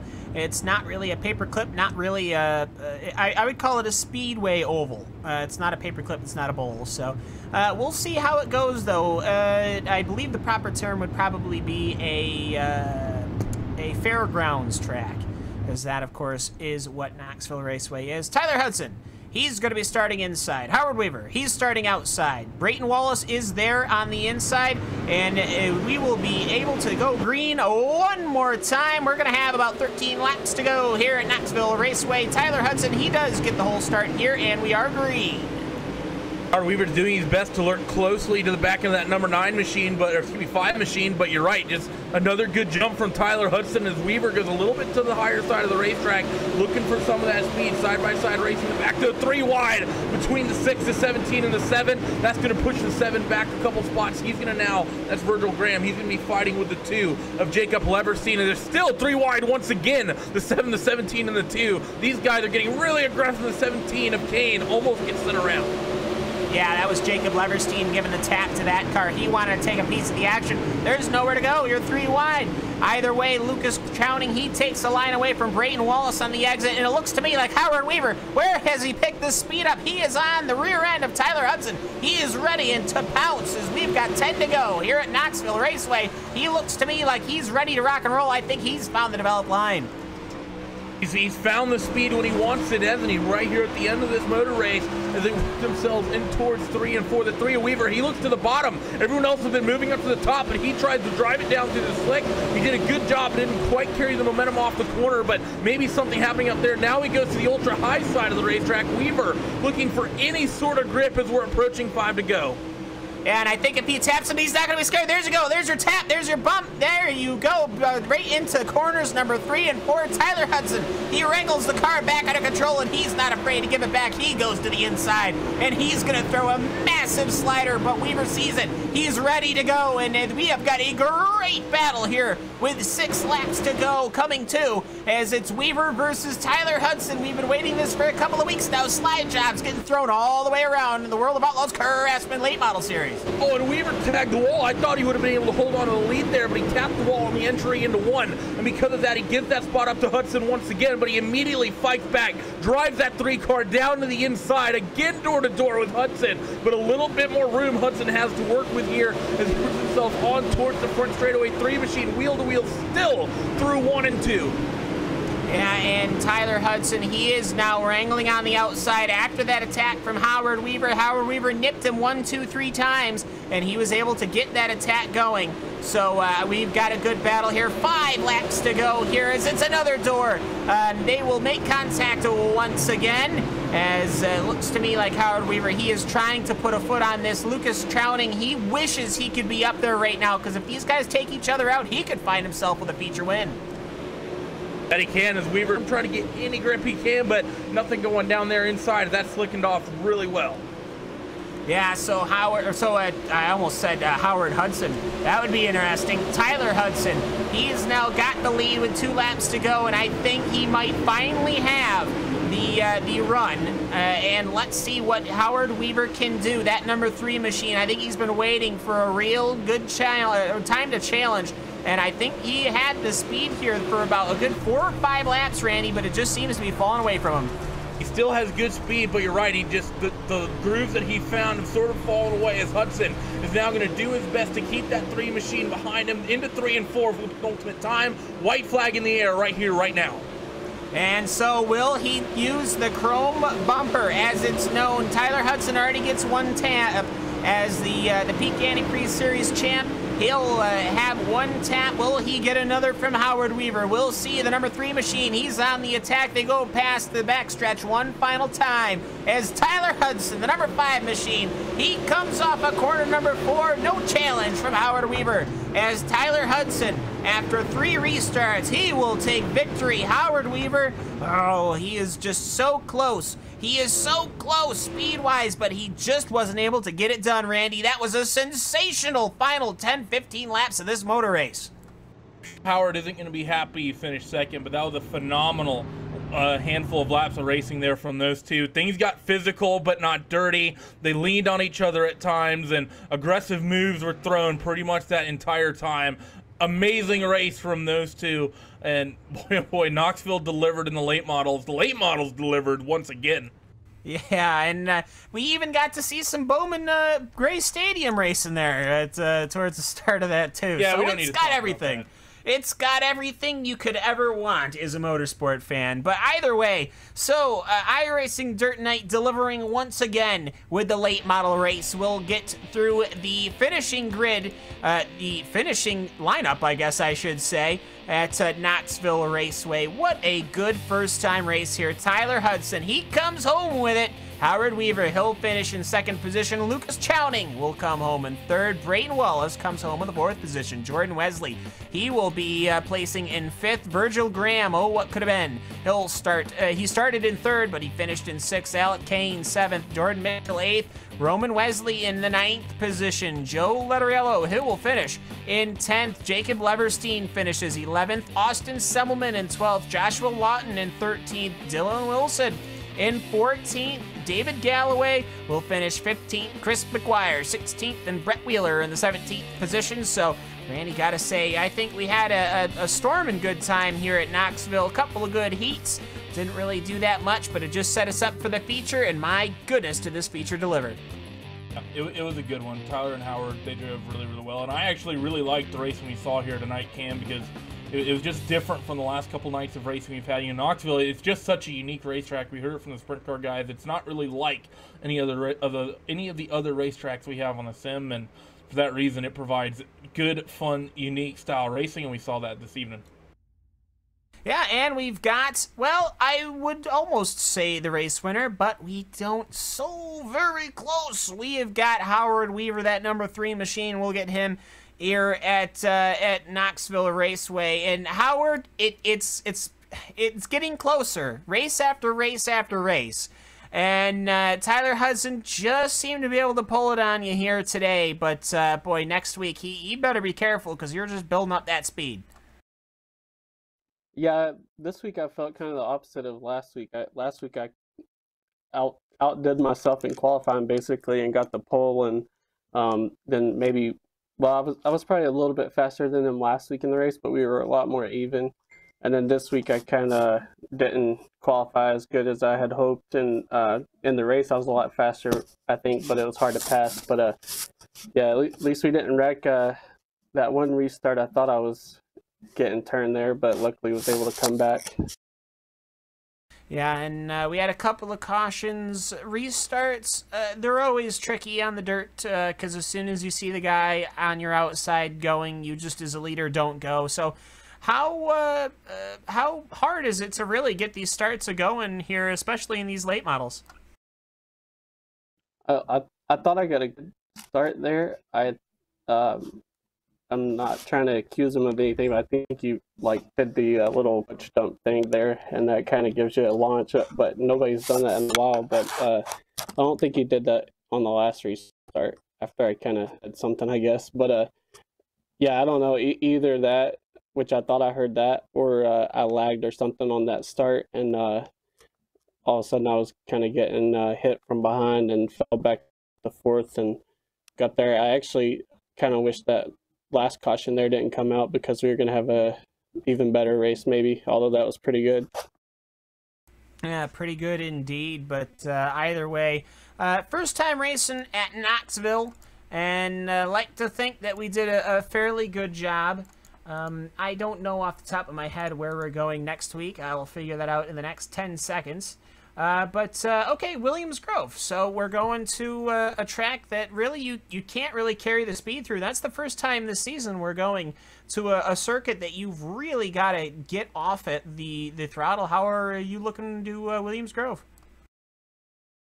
Well, I always thought that was my worst track, but it seems like sometimes I run there better than anywhere. So it just kind of depends on the day, I guess. So I never have any expectations for there, but I finished third, second, and second so far in these races. So I think Tyler is pretty much unbeatable at Williams Grove from what I've seen. So probably not gonna win there, but I'm gonna try. That was a good race tonight. I'm glad both of us survived it.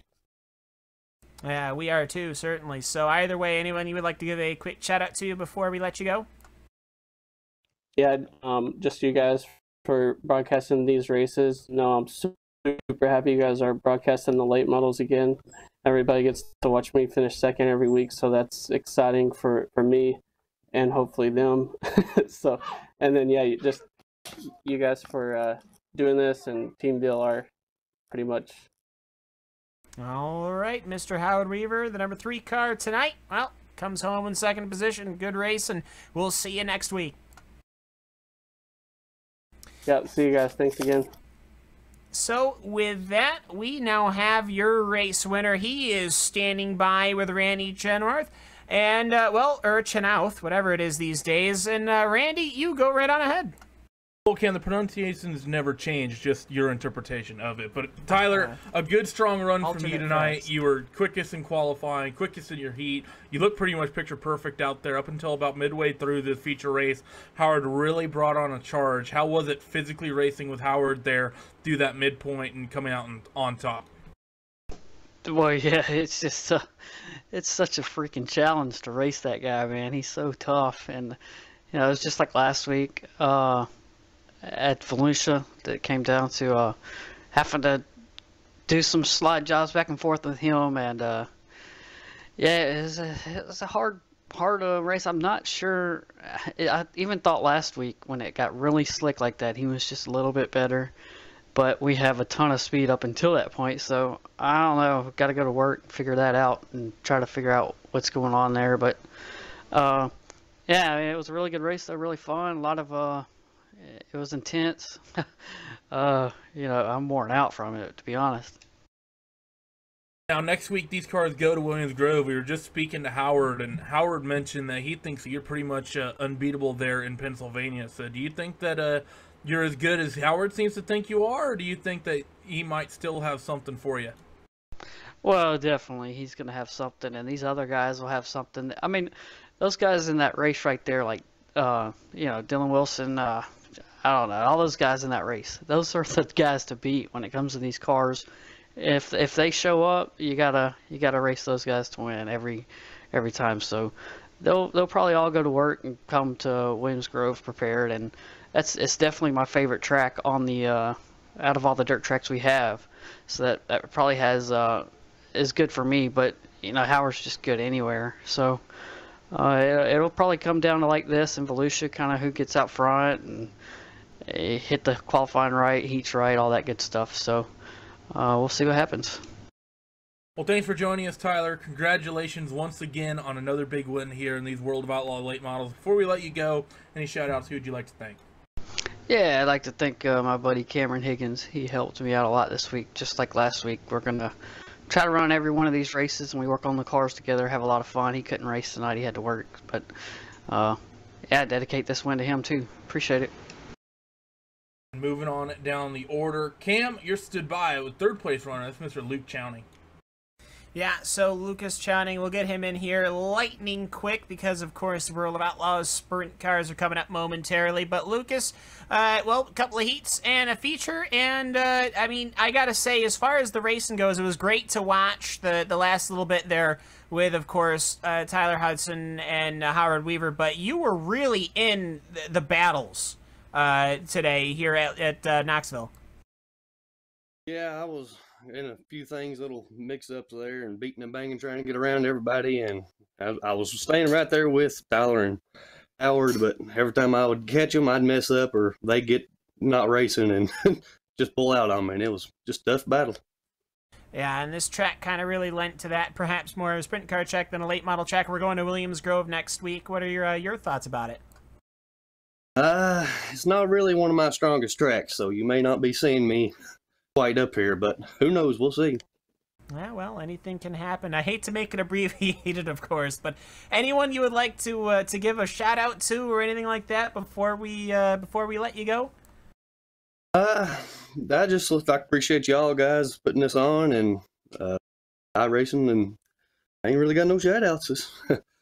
You guys for doing it. No problem. Well, I mean, we'd love to do it. I mean, it's great to see, you know, guys coming up and through the ranks and getting all the names in. So we're, of course, happy to do it. You guys put on an amazing show tonight. So thank you. And maybe we'll see you next week.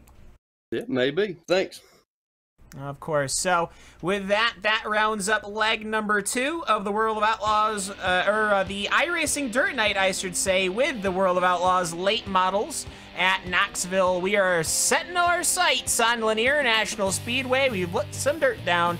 We're going to throw these 410 wing sprint cars around, so stick with us. It's iRacing Dirt Night, Friday night racing, of course. iRacing Live, RaceSpot TV.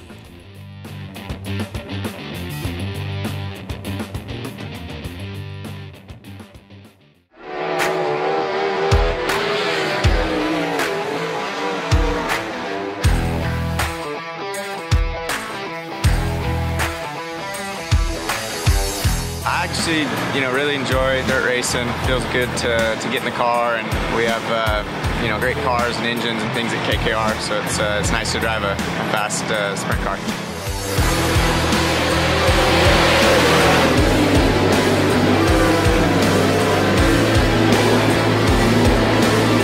Couple of separate lines developing, 3 wide action on a turn 2. Craig Kinzer, Casey Kane, and Kieran Pittman going at it.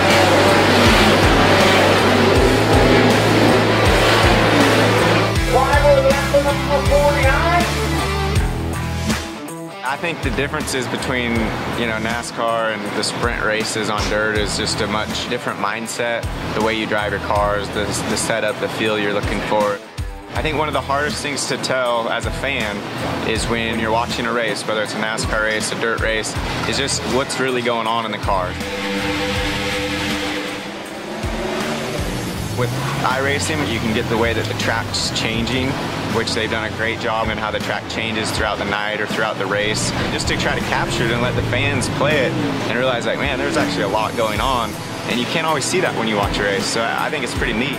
It's, enjoyable for me, but at the end of the day, it's actually much of a simulation, and there's a lot of ways that you can learn from that. And early on, it was neat to look at the Cup tracks that I was going to, places that I had never been. So I think it kind of gives you a head start leading into a weekend.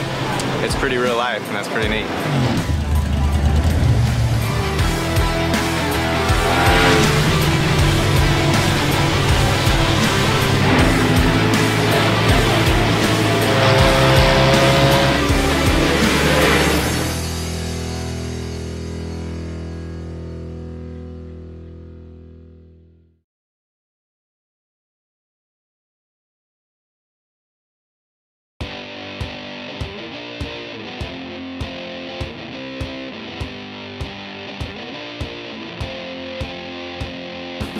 Hello and welcome back to leg number 3 of hashtag Dirt Night here on iRacing Live and RaceSpot TV. Hello again, I'm Cameron Walsh with Randy Chenault and Hugo Louis. We're bringing you continuing coverage of the Friday Night Dirt Night, of course.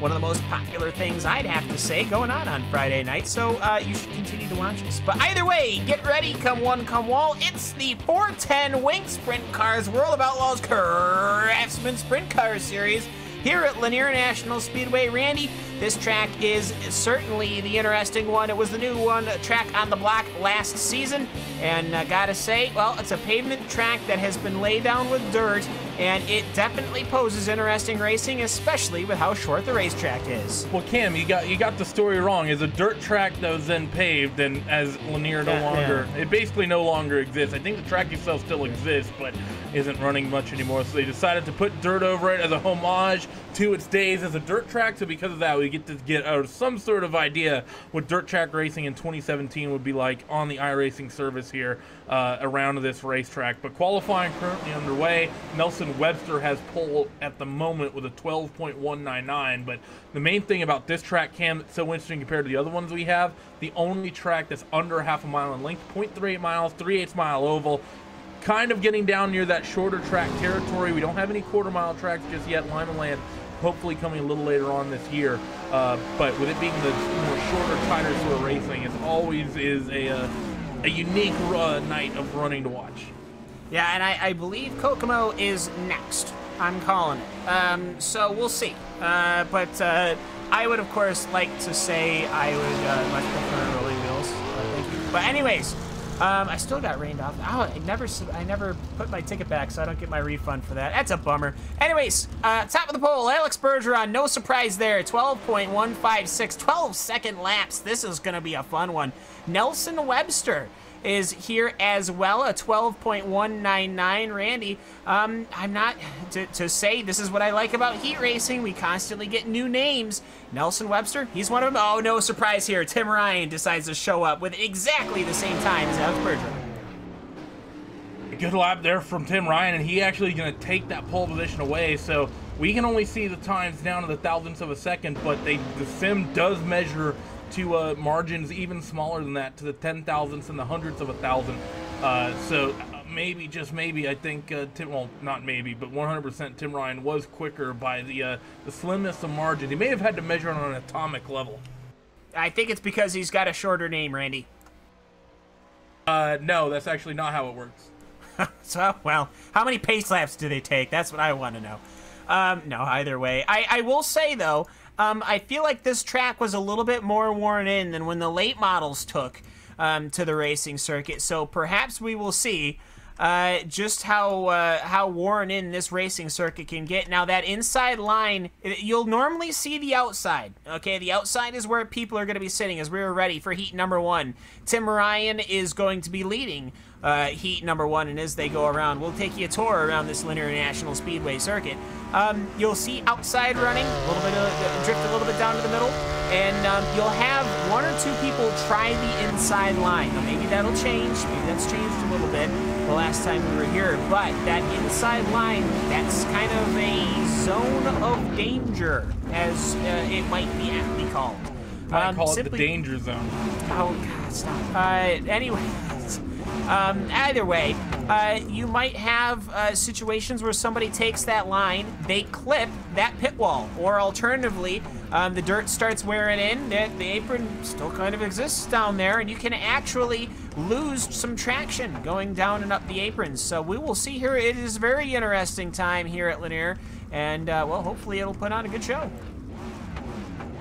Certainly indeed. It's like I said, I love the fact that it's a tighter sort of track. We have so many of the big tracks, Volusia, Eldora, Williams Grove, USA, even though it's a fantasy track, Knoxville, all those big half-mile racetracks.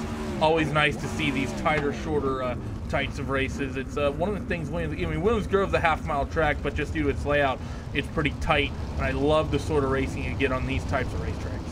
All right, let's take a look at the starting grid for heat number 1. 8 cars ready to rock and roll. 3, 4 rolls of 2. It's Tim Ryan, Nelson Webster, Austin Selman's in this heat. Chris Brenner, Michael Sheridan, Howard Weaver, he's starting way in the back, Graham Bolin, and Daniel Gao. So we will see here, cars are getting ready to rock and roll. Lights are out on the iRacing official pace track to kick off the final leg of the iRacing Dirt Night here on RaceSpot TV and iRacing Live. Tim Ryan and whom else could possibly lead us to the first green here. He'll pin it at some point. We will see where the pace truck is going to be pulling up. There it is. Let's see, when does Tim Ryan go? He gives it a half a second jump. Massive hole shot, and actually Austin Selman almost jumps it too. So good start here. We are green at Lanier. Austin Selman, aggressive move getting into Nelson Webster there on the outside. That's an uncharacteristic mistake from Selman, who's going to fall back into the third spot because of it. But aggressive racing from these guys in these open wheel sprint cars. Everyone pretty much up around the top cam. No one opting for that bottom. Yeah, and Tim Ryan, he is able to pull away after Nelson Webster just wasn't able to get the traction on that start. And that was a crazy start from Austin Selman. He actually drove way up, made some contact. He did a wheelie down the backstretch. Massive slider from Graham Bolin. He will collect 2 cars. That's Chris Brenner and Howard Weaver. Howard Weaver not going to be happy camper with that one. He's lost his rear axle. His night is done. For Heat 1 anyways. He's going to have to go to last chance qualifier if we have it. And if everyone else is able to continue, but for Chris Brenner as well, he drops way back. It's the top 7 that transfers, so we will see where that lies as we are on lap number 5 of 8. Well, there's only 8 cars in this heat race, so I think we're not going to get a consolation race. Everyone should go to the feature, but Howard Weaver not going to be happy about that at all. Tim Ryan, though, out in front, pretty much clear of Nelson Webster. He's making heat number 1 look easy. 1 second advantage as they come across the stripe. Yeah, and so everyone's just spacing each other out here, just running the track in. So if you're Tim Ryan, just get comfortable here. Austin Selman, he wants to go. You can just take a look as we're looking right now at the battle for position number 5. It's Graham Bolin versus Daniel Gao. Gao to the inside, that number 10 machine. Graham Bolin on the outside in his number 6 machine. As the inside line, it just slides up right now. They're going to have to wait as the checkered flag will come out for Tim Ryan. It's Tim Ryan, Austin Selman, Michael Sheridan, and then Graham Bolin over Daniel Gao. I think that inside line is going to have to wait for the outside line to run in.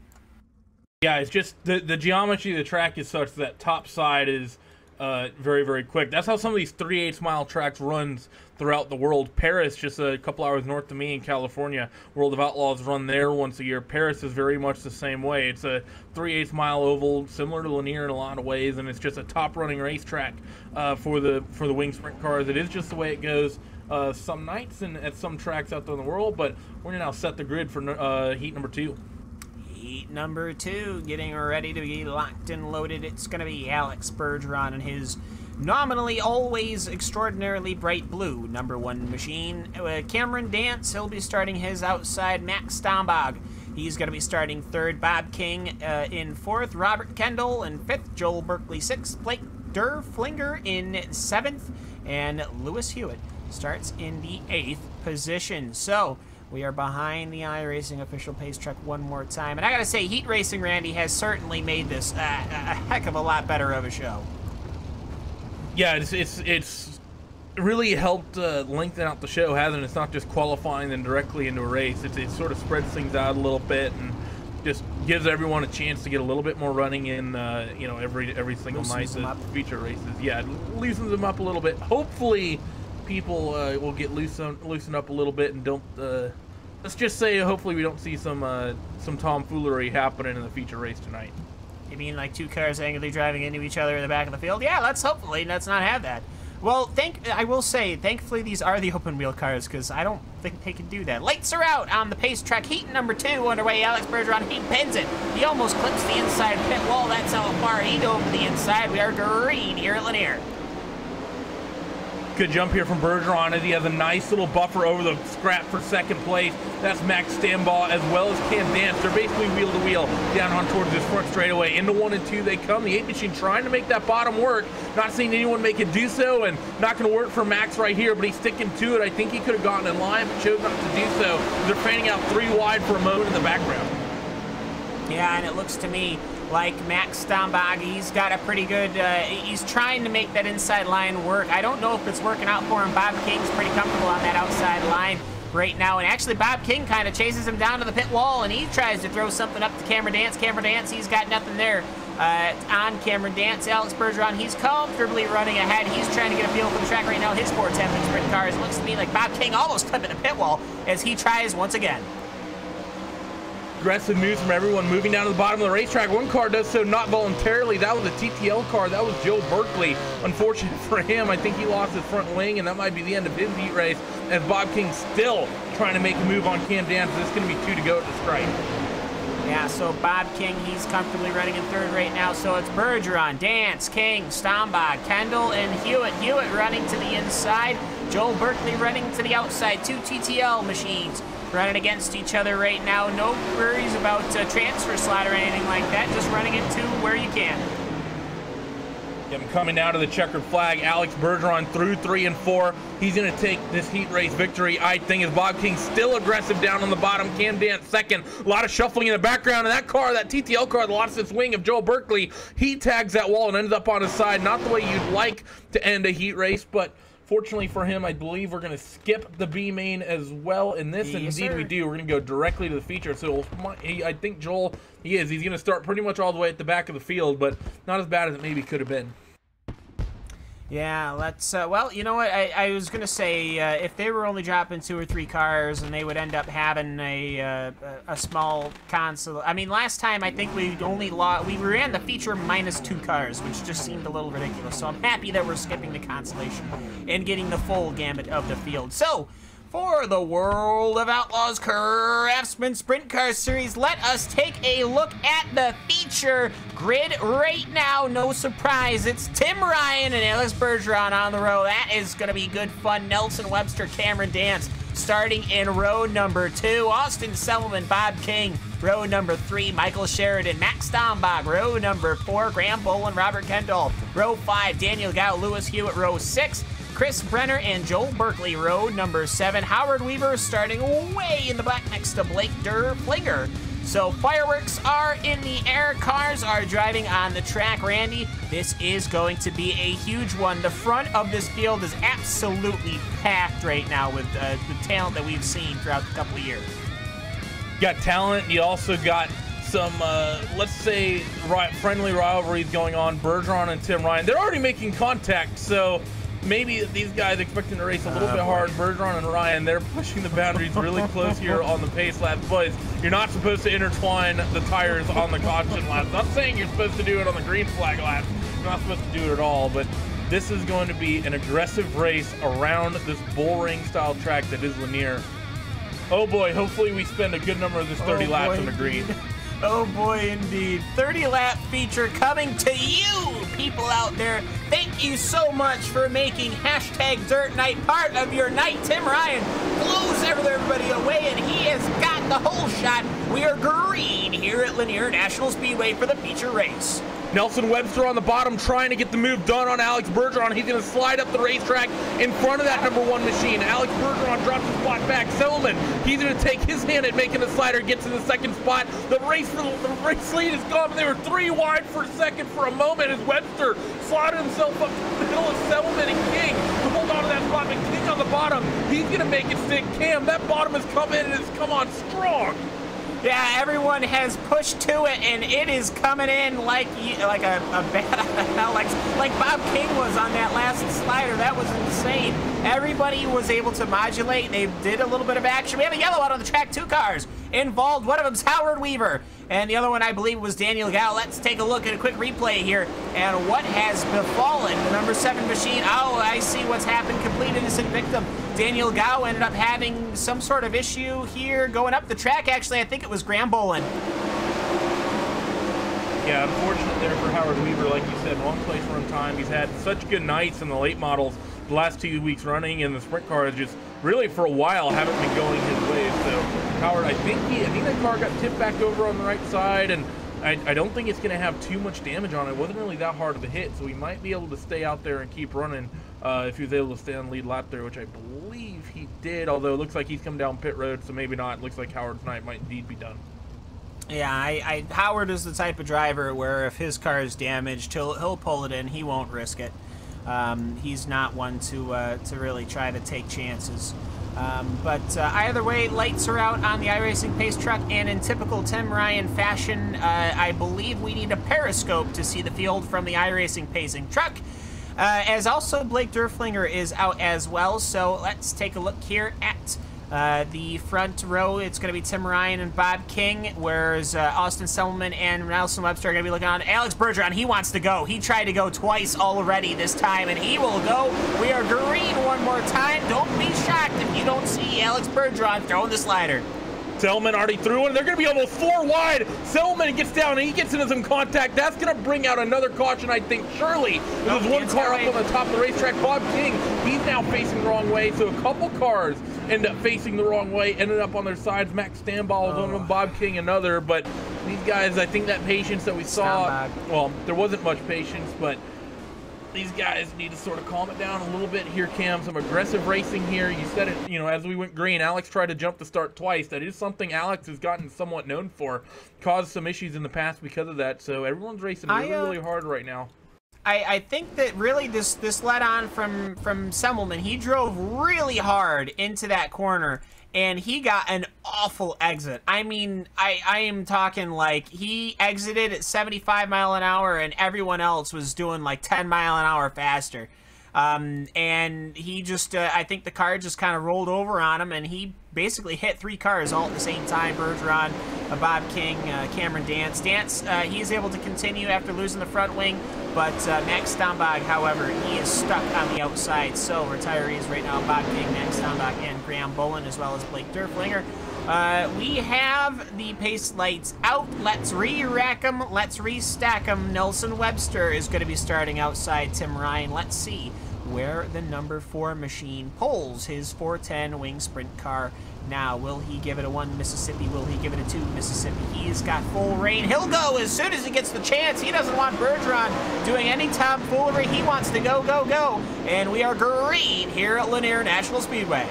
Alex tried to time it once again, and unfortunately for him, Webster did not get a good job at all in getting it started. So because of that, Alex moved back to the second spot. Webster now wants to hold on to third here as Chris Brenner's throwing a good aggressive move down along that inside. Up the racetrack, Brenner comes, has to get out of it. Big wheel stand from someone in the background. That was Gowley down a little bit deeper down the field, but Tim Ryan doing a good job trying to break away.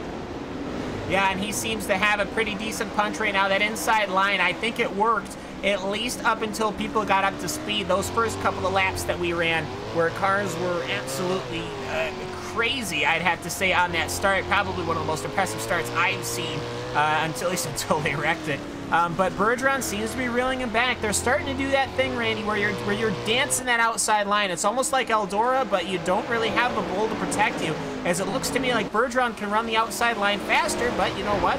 There's an ERT machine in your way.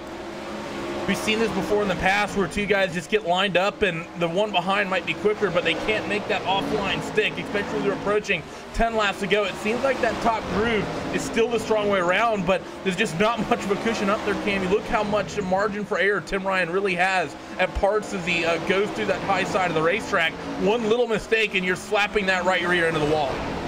Yeah, and once you do that, I mean, the cars are right behind you. When these things wreck, they wreck hard. And here comes Alex Bergeron, massive slider. He'll hold it off. He knew he didn't have it.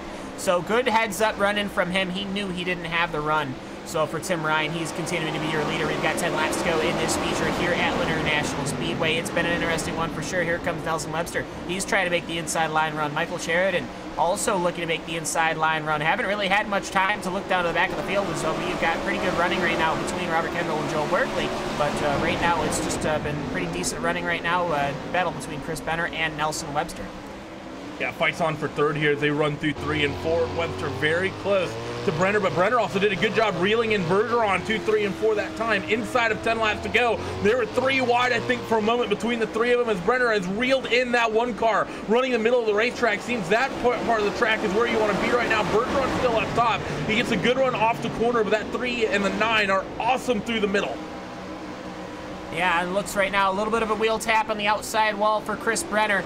He has to slow up a little bit. That allows Nelson Webster to run the inside just a little bit more. I don't know how that inside line's running. It does not seem to be faster at all. Tim Ryan, in the meanwhile, he not only has managed to get the speed hooked up on the outside. He is now lapping cars. Blake Derflinger is on the track right now, and that actually takes the line away from Nelson Webster. Webster is able to wash out, no problems there. They continue their side-by-side battle as they go through lap traffic for the first time, I think, this season. But for Tim Ryan, he's got 5 to go. 5 laps to go for Tim Ryan, who has a nice 1.2 second lead, making it look easy out there as Bergeron trying his best to reel him in, but I don't think he's going to be able to do so here as Brenner continues to fight with Webster, and you have Michael Sheridan. He's tossed his hat in the ring as well, so a good 3-car scrap to bring it to the final step of the podium here in the last handful of laps.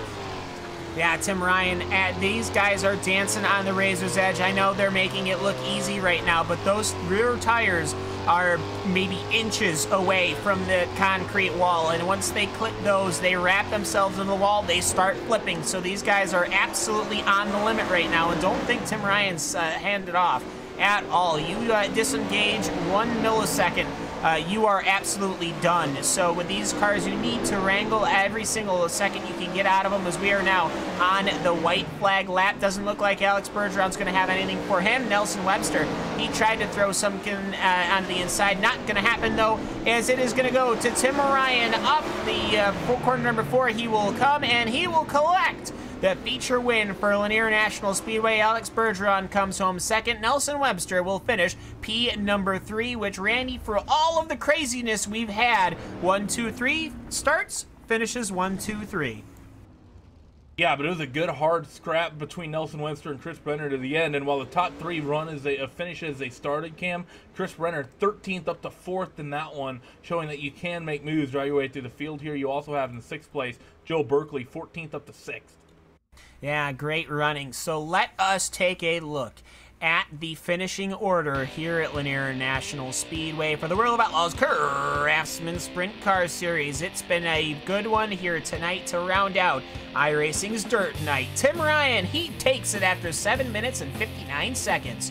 Alex Bergeron, he'll come home in the 2nd position. Nelson Webster will finish in 3rd. Chris Brenner finishes in 4th. Michael Sheridan finishes in the 5th position. Joe Berkeley finishes 6th. And hey, by the way, we finished under green. Lewis Hewitt finishes in 7th. Robert Kendall finishes in 8th. Daniel Gowan 9th. Blake Derflinger finishes 10th. Austin Simmelman in 11th. Cameron Dance in 12th. Bob King 13th. Max Staubach 14th. Graham Bolin 15th. Howard Raver 16th. Those were all the retirees. We only finished with 9. But you know what? We started with, I believe it was 16. So, you know what? I'd have to say, pretty good day of running here at Lanier, Randy. And I got to say, pretty good running. Yeah, it was an awesome race here at Lanier. We had a couple cautions, but you're going to expect a couple cautions in these sorts of cars around a place like this. Some good aggressive racing, though, and for the most part, everyone kept it clean out there. So it was a good night of running here for the sprint cars and really up and down dirt night. Yeah, up and down dirt night indeed. Now, I just want to double check. Yes, this is actually going to be our only trip to Lanier for the entirety of this season. That's how many dirt tracks we have now. Either way, we've got our Victor Tim Ryan, who will be joining us outside his 410 Wink Sprint car. So let's get him out of the machine and get him in here on Race Spot TV. So once 7 minutes and 59 seconds of good hard running, and Tim Ryan has come out the victor. Your winner, everybody, Tim Ryan. Well, you had a good run in that first heat. Nobody really challenged, but towards the end of this one, it started getting crazy. Yeah, exactly right. It pretty much slicked up to the wall, and I wasn't very good on the bottom all week, so I decided I'll either end up upside down or stay on the wall. And you had some really good challenges from Bergeron, from Webster, and from Cameron Dance as well. Just kind of take me through this Lanier Speedway. It's the only time this whole season we're going to be here at Lanier, which might be a little bit of a bummer for you because, well, you've obviously taken the win here. Yeah, I don't mind the track. As I said, though, I'm not very good on the bottom, so pretty much I spent all practice sandbagging and just rolling the bottom, trying to wear it out as much as I could, and then hoping for the heat races and the feature to come. Yeah, and well, either way, you had normally we have that consolation race. That's a lot of minutes that you stay out of the car, so we didn't have that. So you know, you were able to stay on it, I guess. But either way, after this one, we are going, I believe, to yeah, Williams Grove We already stated that, but yeah, we're going to Williams Grove for a doubleheader with the late models next week. Very different track from Lanier, but either way, you looking forward to that? Yeah, absolutely. I don't mind Williams. I don't know if I'll make it. I'm just taking it 1 week at a time, and every race I show up just trying to win, not really going for any championship or such. Well, either way, Mr. Tim Ryan, you've got the victory here, which means you've got the podium. Anyone you'd like to give a shout out to or thanks before we let you go? Yeah, Evolution Racing Team, of course, and today we're just announcing the top 10 team, so that was something to be proud of, and also I'd like to thank our sponsors, Logitech G and Joel Timing. And, of course, that list on the Sim Racing Observer. So either way, yep, thanks very much, Tim, for hopping in the booth. Congratulations on your hard-won victory here at Lanier National Speedway. Thanks so much for taking some time to talk with us, and we wish you a Happy New Year. No worries. Thanks for broadcasting again, boys. Appreciate it. Of course. And we've got Randy. He is beside Alex Bergeron. How's out of his machine? He finished in the second position here today at Lanier. Yeah, I'm stood by with Alex. Alex, it was an intense night of racing for you tonight. You and Tim Ryan were so close, ran pretty much identical times in qualifying. Both of you pretty much dominated your heats, and you guys were pretty much locked together that entire 30-lap feature. How was it trying to keep cool in that one machine, but with the top side pretty much slicking up all the way to the wall and that bottom groove not really working that great? Yeah, for sure, man. The race was pretty good. I mean, the track was perfect. The top side was coming in pretty good, and we ran the top, me and Tim, and we had a good race. I did a slide job, and I knew it was not gonna work, so I backed it off, and you know, it was a good race, me and him, and I was catching him at the end though. It was if you'd gave me like 5 more laps or like 2 more laps, maybe it would have been a good battle though again.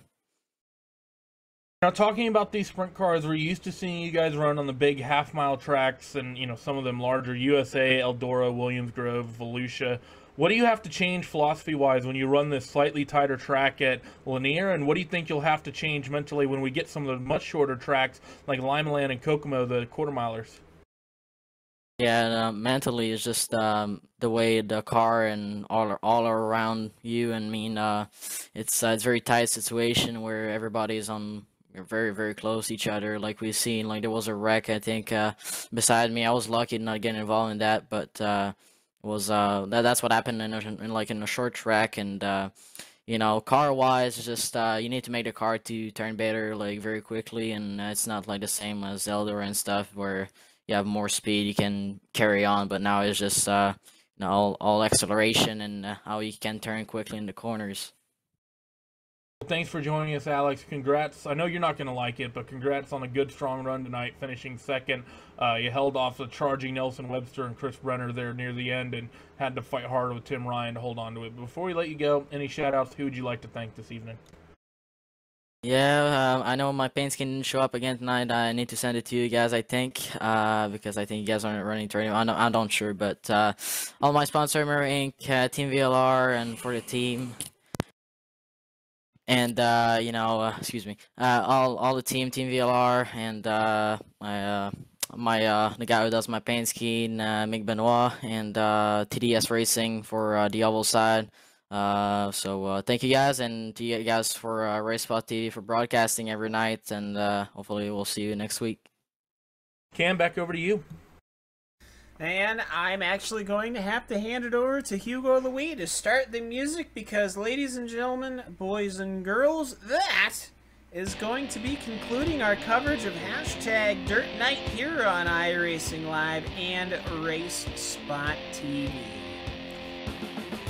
Congratulations, of course, to the victors. GRC was a fantastic race. Late models followed it up with a heat, and we had amazing clashes to finish out what was yet another great chapter in dirt racing here on iRacing. And we thank you all so very much for sticking out with us and following along. Thank you so very much. Of course, Hashtag Dirt Night is going to be happening every Friday night, so of course, do tune in. I've been Cameron Walsh. He's been Randy Chenwortherino. That's Hugo Louis, and we thank you so very much for, again, making us part of your day. Happy New Year, everyone. We'll see you in 2018.